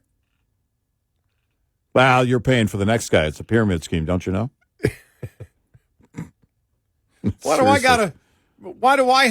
Why is everything on me? Poor old me. You know something? I'm starting to feel like a victim. That's funny. The older I get, the more I feel like a victim. Yeah. I'm a victim of circumstance. Right. Exactly. Well, I don't have, didn't have any midlife crises or however you say it. I never had to get a vet. Well, when I was younger, actually, I wanted a vet. And I was like, oh, wait a minute. No, those aren't built well. It may be fast, but I don't think I want a vet. But I do still have this misplacement of my age at times in my mind. Like on YouTube, all of a sudden these videos from the Red Bull channel came up, and it's these people doing these extreme sports. And one of them was a guy doing attempting the world's longest ski jump.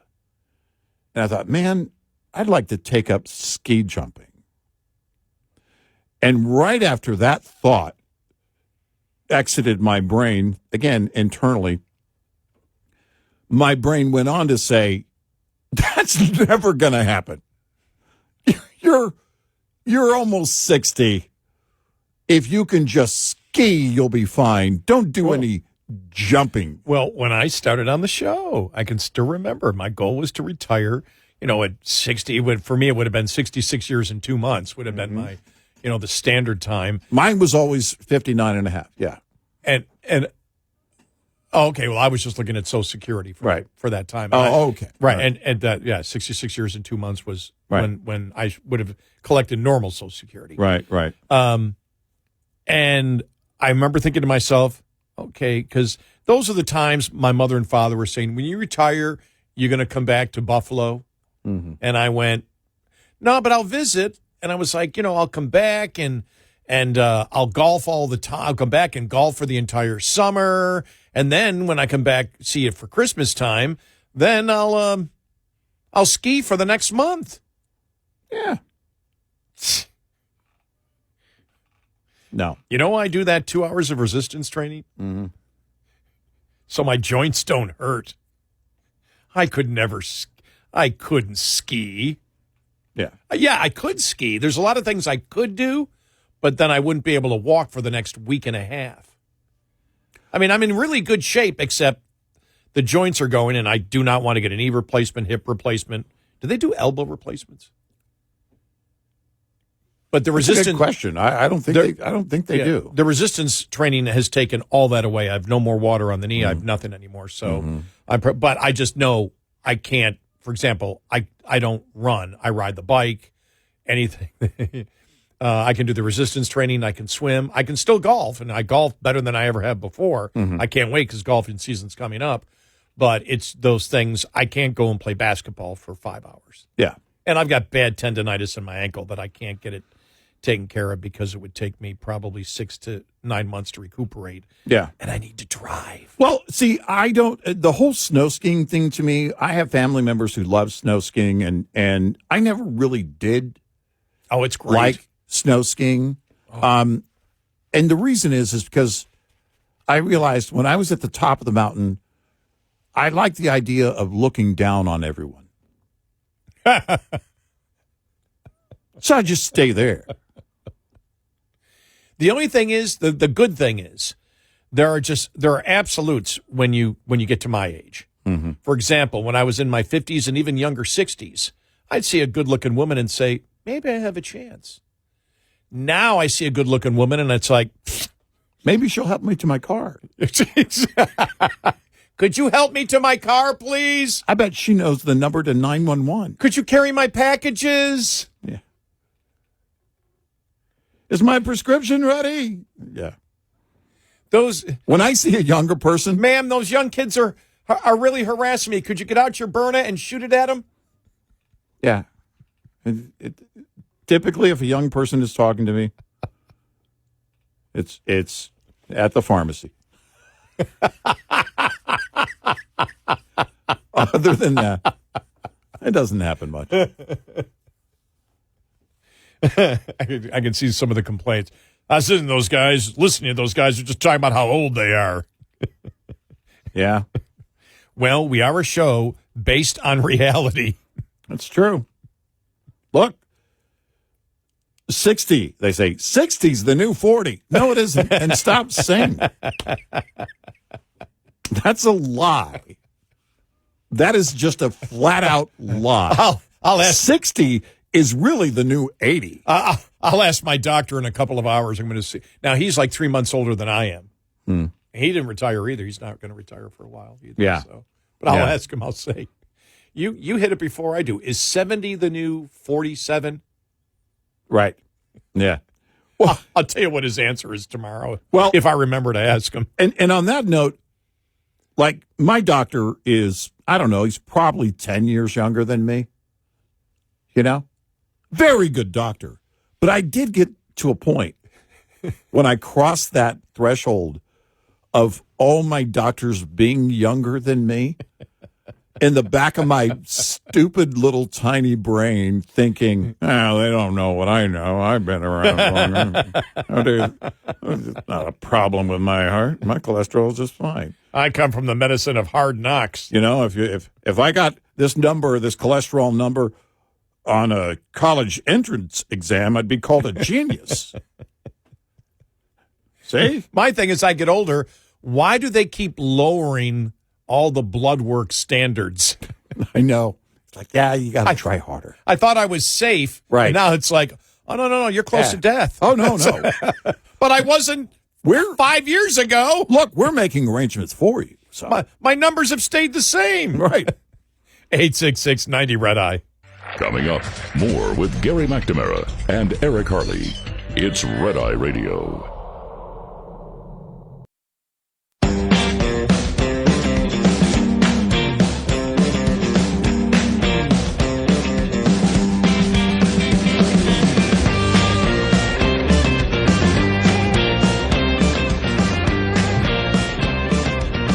We are Red Eye Radio. He's Eric Harley, and I'm Gary McNamara. Coming up on the bottom of the hour, we'll get to that, the story that the Trump administration is moving again to make the U.S. citizenship civics test harder.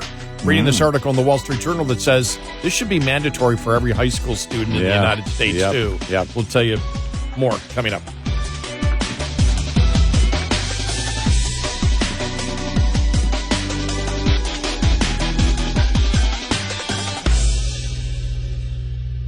This is Red Eye Radio on Westwood One.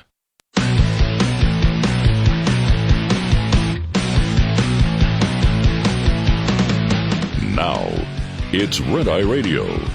Gary McNamara and Eric Harley talk about everything from politics to social issues and news of the day. Whether you're up late or you're just starting your day, welcome to the show. From the Uniden America Studios, this is Red Eye Radio. All across America, he is Eric Harley, and I'm Gary McNamara. Good morning. This is from the Wall Street Journal yesterday. You ready? Okay. What kind of exam provides all the questions in advance and then accepts 60% as a passing grade? That's the U.S. Citizenship Civics test. Last week, the Trump administration moved to make the exam harder, as the news reports put it, but not much. While we're at it, maybe every state could make it mandatory for high schoolers to pass this civics test that we give to people that wish to become naturalized citizens. The current test has 100 possible questions. Immigrants seeking citizenship are orally asked 10 and must get 6 right. Much of this is elementary. Who was the first president? Name one branch or part of the government. What is freedom of religion? How many U.S. senators are there? What ocean is on the east coast of the United States? Some questions require a bit more civic schooling. Name one writer of the Federalist Papers. Molly Hemingway, as I said earlier. Right at the top of the list. All right, we'll just throw out the normal. Alexander Hamilton. I know the rest of them, but we'll just throw that one out. How many amendments does the Constitution have? 27. And then they write 12th graders preparing to graduate ought to be able to pass, even if they get a couple of questions wrong or forget who the president was during World War I. Wilson. The government is now bringing back a revised test that was briefly implemented under President Trump in 2020 before being reversed by President Biden. Now, Biden reversed this. This was what Trump wanted in the first term, got, and he wants to bring it back now in his second term. Instead of 100 questions, it's 128. Those are possible questions. They give you 20. You've got to get 12 right. Still, 60%.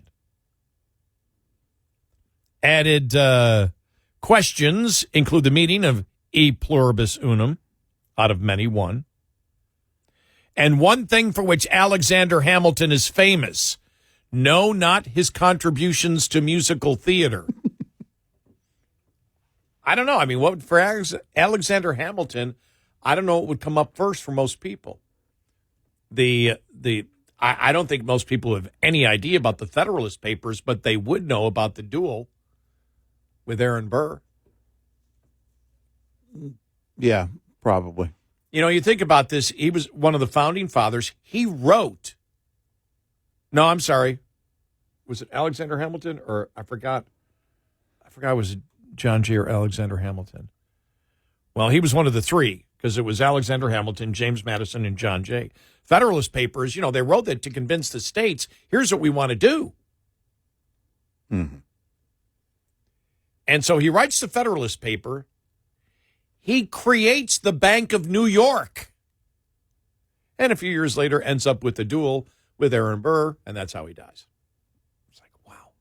Because Aaron Burr thought he insulted him, and when Aaron Burr was running for governor of New York, he said whatever he was. I don't know what the exact words were. Said he wasn't qualified. So they had the duel. Think about that. You create a bank.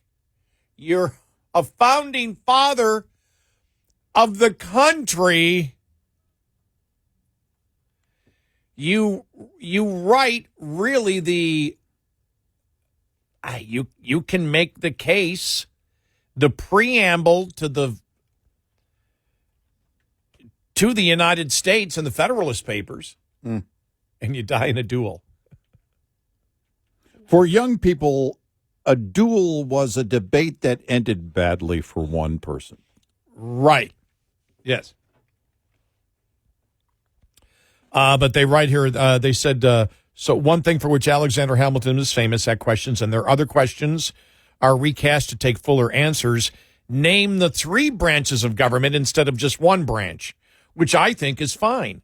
Now, remember, Trump put this in, Biden took it out. Who was political? Who was playing politics? You think it is unreasonable in the civics test to have name the three branches of government instead of just name one branch of the government? Right. Do you think you should have an idea of how the government actually runs? What makes us different than a parliamentary democracy or a dictatorship or communism? Right. Because you and I have always said, you know, the key to the entire government, what makes the United States different, is the three branches of government. That's what makes us different. Yeah. Right. Because the whole point and the beauty of this system, we see the infighting constantly It's supposed to be that way. Legislative, judicial, executive branch. Power can never, well, unless one branch, let's just say hypothetically, the legislative branch just says, we don't want to do anything anymore, so let's give our power to this, let's give our power to the executive branch.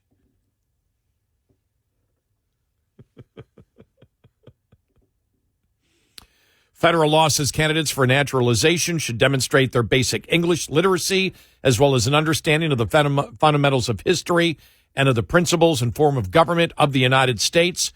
Joseph Edlow, the director of U.S. Citizenship and Immigration Services, has argued the current civics test is just too easy and does not reflect the spirit of what Congress wanted. Citizenship is a serious obligation, and newcomers invited to choose the next U.S. senator should have a firm grip of, well, how many senators are there, for one thing, who signs or vetoes laws, what the rule of law means, and that communism was America's concern during the Cold War.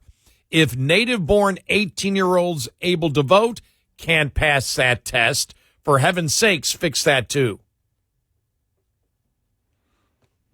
Yep. But, you know, of course, the big, roadblock in that equation? Indoctrination. Indoctrination requires kids to not know these things. Yeah.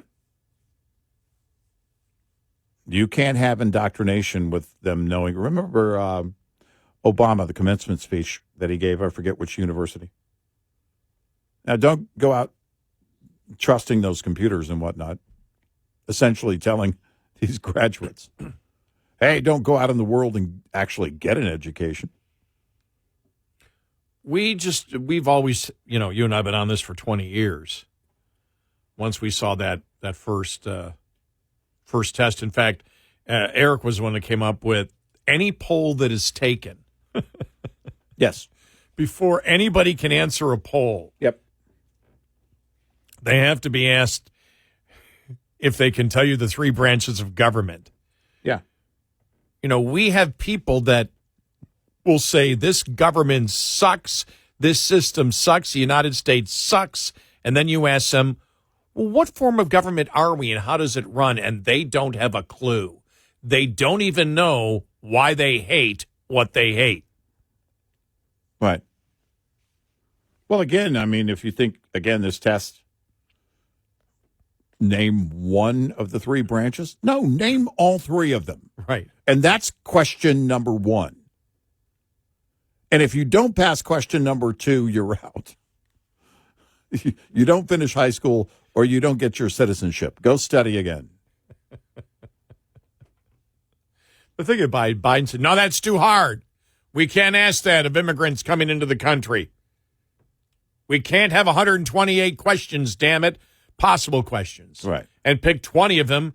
It's got to be 10 questions and only get 6 right, not 20 questions and get 12 right. We can't have that. That demand is just too great.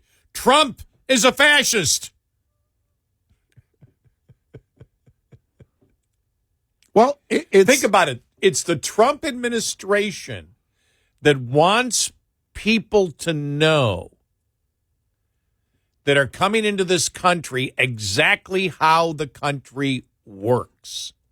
Which is for their benefit, not just for assimilation. It's for their own benefit, which means, which, by the way, is what conservatives believe. You should know all of these things so that you understand what government is doing at all times with your taxpayer money. But see, the left can't have that. Not understanding why the Senate exists, not understanding why the Electoral College exists. Right.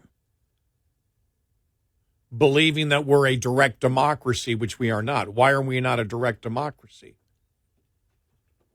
Could ask that question, how many people would actually know that? Why aren't we a direct democracy? Why doesn't the population rule on everything? That's the left is pushing for. Right, and the reason is, as we all know, the Senate exists and the Electoral College exists, so each state feels they have some type of representation inside the government, because if they don't, there's no reason for them to be part of the republic. And the Senate gives two in one of the branches of the bicameral legislature. It gives every state equal representation in one body of, not the entire legislature, in one body of the legislature. Therefore, they feel they have some representation. Mm-hmm. If everything was done by population, everything would be decided by California, Texas, Florida, and New York. Yeah. And the founding fathers knew. How did the founding fathers know? No taxation without representation. They felt they weren't represented. They had no say. England just told them what to do. So they said, if we create a country, we can't have this. The fact that the majority of Americans probably cannot answer that question, we know our audience can. That's a problem. Well, again, and we saw with the Biden administration, but the Biden administration, that was kind of, you think about it, late in the game in terms of indoctrination and keeping people stupid. Yeah. Is part of it. They need you. We've said for the longest time they believe you're stupid. We don't believe people are stupid. We believe you either are willfully ignorant or, if you're ignorant, you're willfully ignorant, likely. You have the ability to find out the truth. Yeah. For whatever reason you choose not to. This is required by the left, that you keep people in the dark. And I've heard from a leading newspaper that democracy dies in the dark. That's what I've heard. And if you think about it, well, apparently they've been in that darkness because doesn't their owner wish them to change? Apparently. Turn the lights out. The party's over. But it is that, again, it is required, if you're going to indoctrinate, it is required that you make sure that they know nothing. It's why, look, give the kid a B+ just for showing up. It's hard to get out of bed in the morning. Give the kid a B+ just for showing up. If you think about it, a lot of naturalized citizens will tell you, no, I wanted to learn more. That they go further than the citizenship. Yeah, we've test. got the calls. Yeah, from them. Yeah, and they'll tell you it was part of why what I was learning along the way is why I wanted to become a citizen in the first place. Many of them will say that. But who do we have control over? Well, in the young minds, it's, of course, the kids that are here, that are in our schools. And remember, the left has said, and they've said it repeatedly and keep saying it, parents, you don't have any place in the classroom. And I firmly believe, I don't think I'm the only one who believes this, but with the advent of COVID homeschooling, kids actually learning remotely, and the parents being there in the house as well, I think a lot of parents were exposed to, wow, that's interesting. What's going on, with my kid during classroom hours? And there should always be that active parenting, not act of, but active parenting. And it should include all of these lessons. But if we're going to have public schools, then they should be benefiting the children with a true education of what are at the foundation 12th graders shouldn't be passing this test. 6th graders should be. Mm-hmm. They should know as they look to, because you think about it, as you start moving toward adolescence and you start, carving out in your mind, all right, what am I going to do for a living? Maybe all of these things as they go into high school, they should already know these things so that they can make those informed decisions and understand, okay, this is what I'm looking at. This is what this country is all about. 866-90 Red Eye. Brought to you by Hotshot Secret. Hi, I'm Jen Loomis, a transport safety expert at J.J. Keller, and I'm here to share a tip on roadside inspections. Drivers must always be prepared for a roadside inspection. This means drivers should always have their personal, vehicle, and company credentials organized and ready, and having any shipment paperwork such as bills of lading or hazardous materials shipment emergency response information organized and ready for the inspection official. Just an FYI, the top 2 violations written against drivers every year, as well as during Operation Road Check, are log general form and manner and log not current. Both are completely avoidable if the driver keeps the log accurate, compliant, and current at all times. Having the vehicle ready for inspection involves the driver conducting daily inspections and making sure any problems that are discovered are immediately corrected. Vehicle readiness also requires the company to make sure that the vehicle is current on all scheduled maintenance and that the maintenance schedule is adequate. This will make sure the driver is being given a sound vehicle to start with. This tip was brought to you by J.J. Keller and Associates. Visit us at jjkeller.com. Lines open for your calls. 866-90 Red Eye on Red Eye Radio.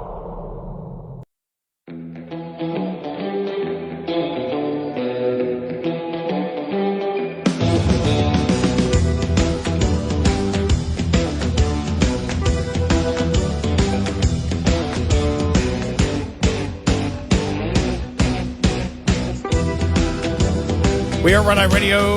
He's Eric Carly, and I'm Gary McNamara. Well, now we have Canada on board recognizing Palestine as a state. Yeah. UK and Australia. President ought to blast them for this. Yep. You can't get any more closer to enabling terrorism than recognizing. By the way, that's the two-state solution. Yeah. That nobody wants. Right. Neither side wants it. Right. I mean, it's just the dumbest thing. It's what I expect out of Canada liberals and Australia liberals and UK liberals. Right. Pure insanity that doesn't even make sense. Doesn't even make sense. No critical thinking, no connecting the dots, nothing. Right.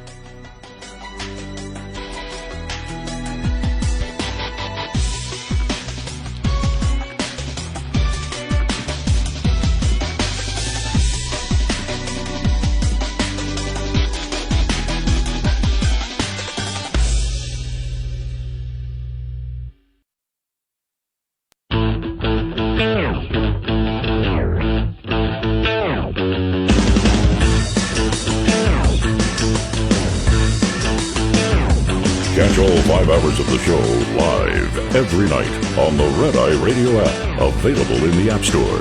Red Eye Radio. And he is Eric Carly, and I'm Gary McNamara. All right. You ready for Schumer not prepared for a question?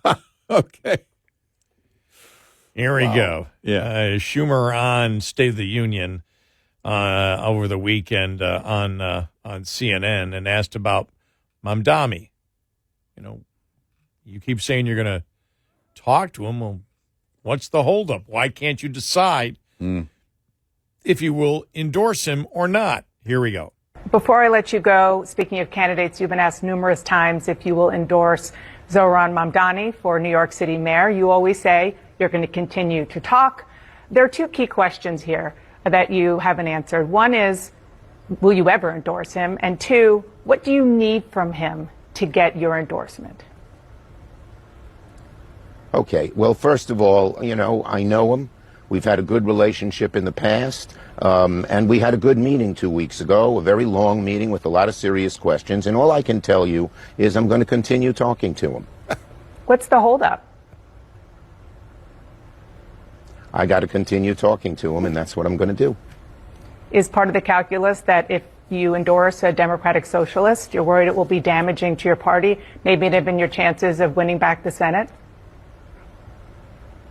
I'm going to continue talking to him. Dana, you can ask me again. What I love is, wow, she prefaced it with, you always say you're just going to continue talking to him. Yeah. And he gives the same answer 3 times in a row. Yeah. It's like, I don't have to prepare for these things. Uh-huh. And then the silence.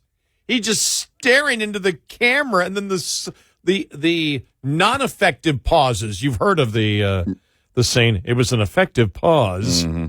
Those were non-effective pauses. What the hell is that? Wow. You know,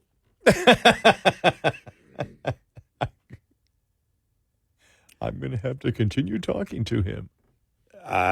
the burger's not done yet, but you're wanting to put the cheese on the burger. That's what he it's should not, say. It's not cooked yet, so I'm putting the cheese on it. But it's not done yet, but I'm going to put the cheese on it. See, people recognize that, though, as BS. I mean, that's embarrassing. You would think that somebody who's been in politics that long would just say, all right, we need to have an answer because we know this is coming up, and they're going to hit us on this, so what are we going to do? Let's workshop this. What do we do? A politician should never state 3 times in a row the given answer that the host says you're going to give. Yeah. And then you pause in between it, staring into the camera, because we all know why. And she was right. I hate to say this. Dana Bash was right. Because he believes it would damage his chances of Democrats retaking the Senate. If he spent a long time talking to him, now, you know, both you and I, most politicians we wouldn't have to spend an awful lot of time talking to figure out whether they'd get our endorsement or not if we were in the endorsement business. Yeah. He's in the endorsement business. Yeah. As a minority leader of the Senate. Right. So he's in the endorsement business, and he can't answer that question except to say, I spent so much time talking to him, and I still have no idea. Because that's what he's saying. That's what you get out of it. I've spent a ton of time talking to him. I have no idea what he's about, so I can't make a decision. Well, he knows exactly what he's about. Everyone knows what he's about. I know. And the fact that you don't know, you're either too stupid to learn it or you're lying. Which brings up an interesting question. What are their internal polls showing? No, I think for the party itself. Yeah. I think huge risk. Because he can win in New York City, but winning in New York City doesn't get you anything nationwide. Right. Do the polls? Well, and we've talked about this before, that, you know,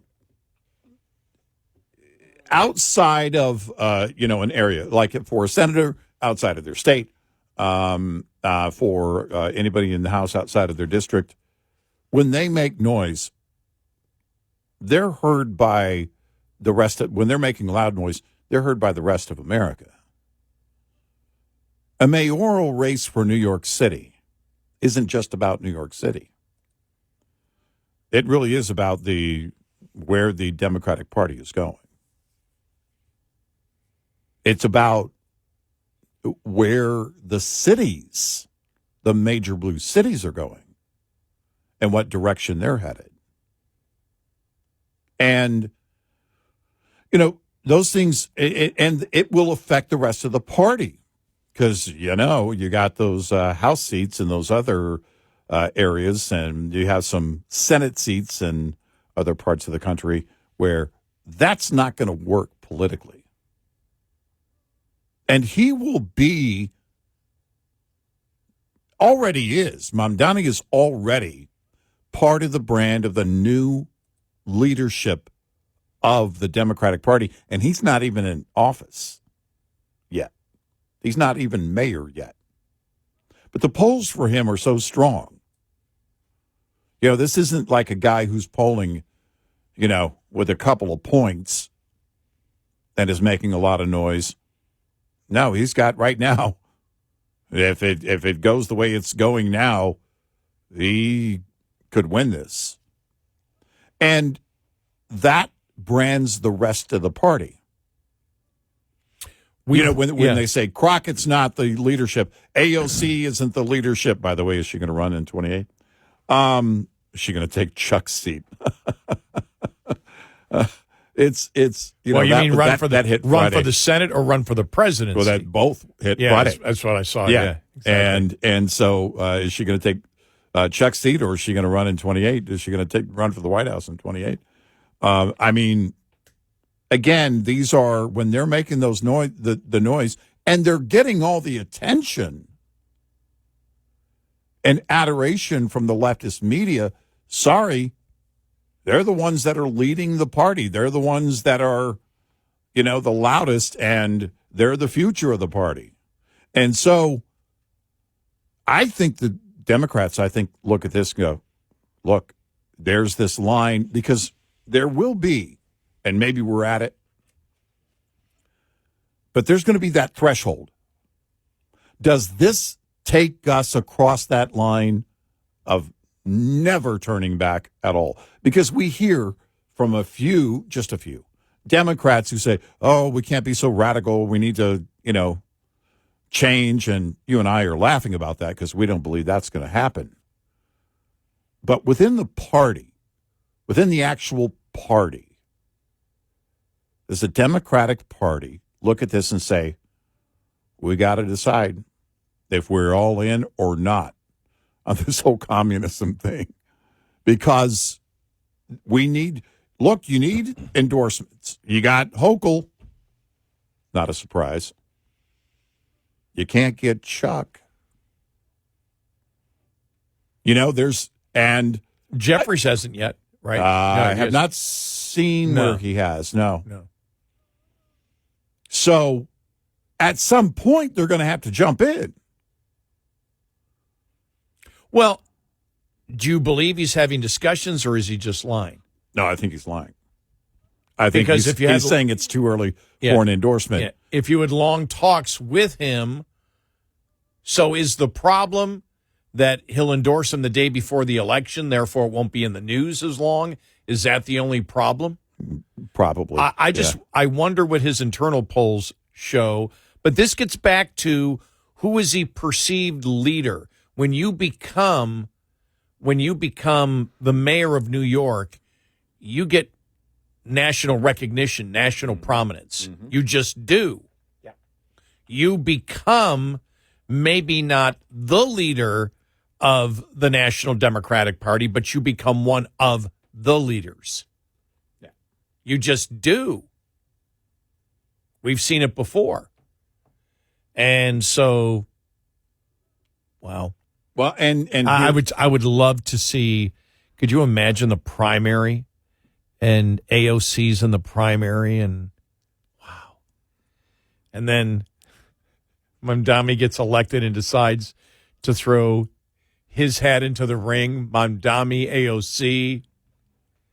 What the hell? Jasmine Crockett. Yeah. Right. Well, could you imagine those three alone going at it? And then I'm trying to think, and then Fetterman, and I'm just throwing it. I'm trying to find out anybody who is viewed anyway as moderate. Then Fetterman throws his hat in. Mm-hmm. Newsom. Right. Let's put it this way. Forget about Fetterman, because I don't think he'd be in there. But if Newsom was in there, then let's say it was AOC, Mamdani. If de Blasio can,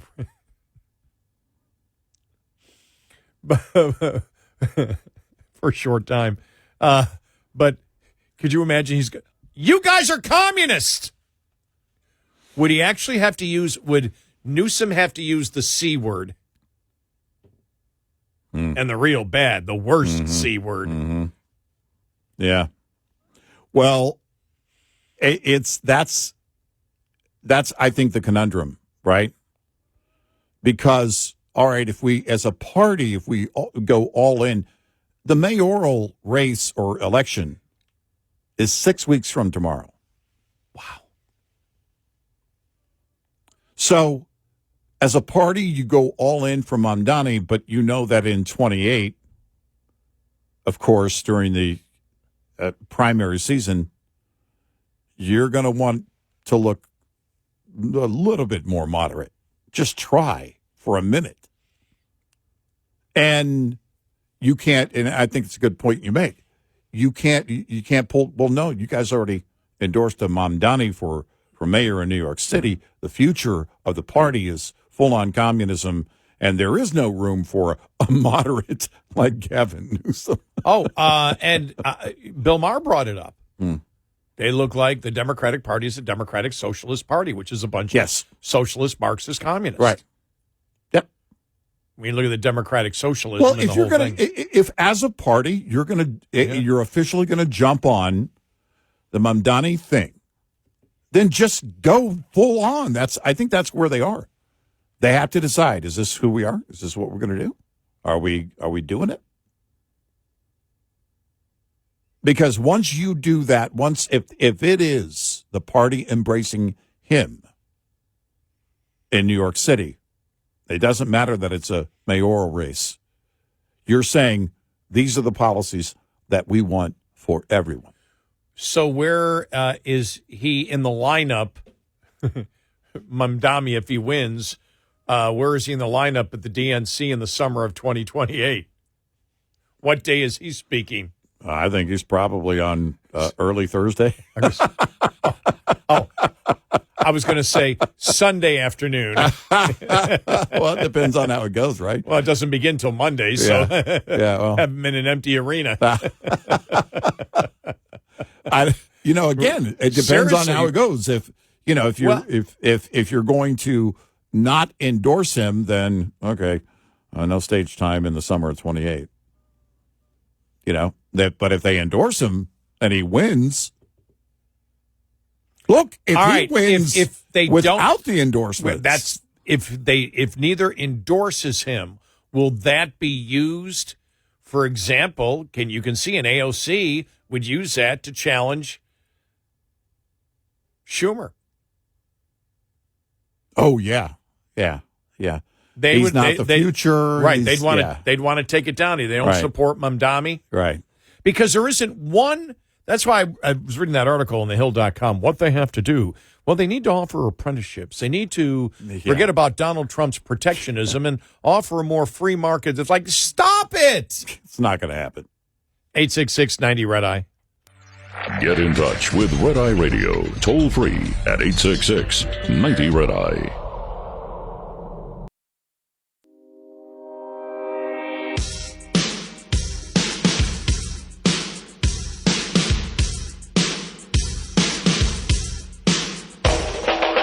We are Red Eye Radio. He's Eric Harley, and I'm Gary McNamara. Download our Red Eye Radio app today. Why? Because our show ends in just a little bit, a little over an hour. And when our show ends, we record the entire thing, and it becomes our podcast. So if you miss parts of it, you can catch whatever part you want. And if for some reason you cannot listen to one of our great radio stations overnight, we stream all 5 hours live on our Red Eye Radio app. So, and thank you. We're always here for you. Yeah. You should listen all the time. 24/7. 24/7. You technically can listen 24/7. It's now, possible. You're hearing repeat stuff. But it's okay. That's okay. The message needs to be repeated over and over again. That's right. It's possible to do that. That's what we're saying. Coming up, I mentioned Bill Maher talking about the Democratic Party appears to be going the way of the Democratic Socialist Party. We'll tell you more about that. All coming up.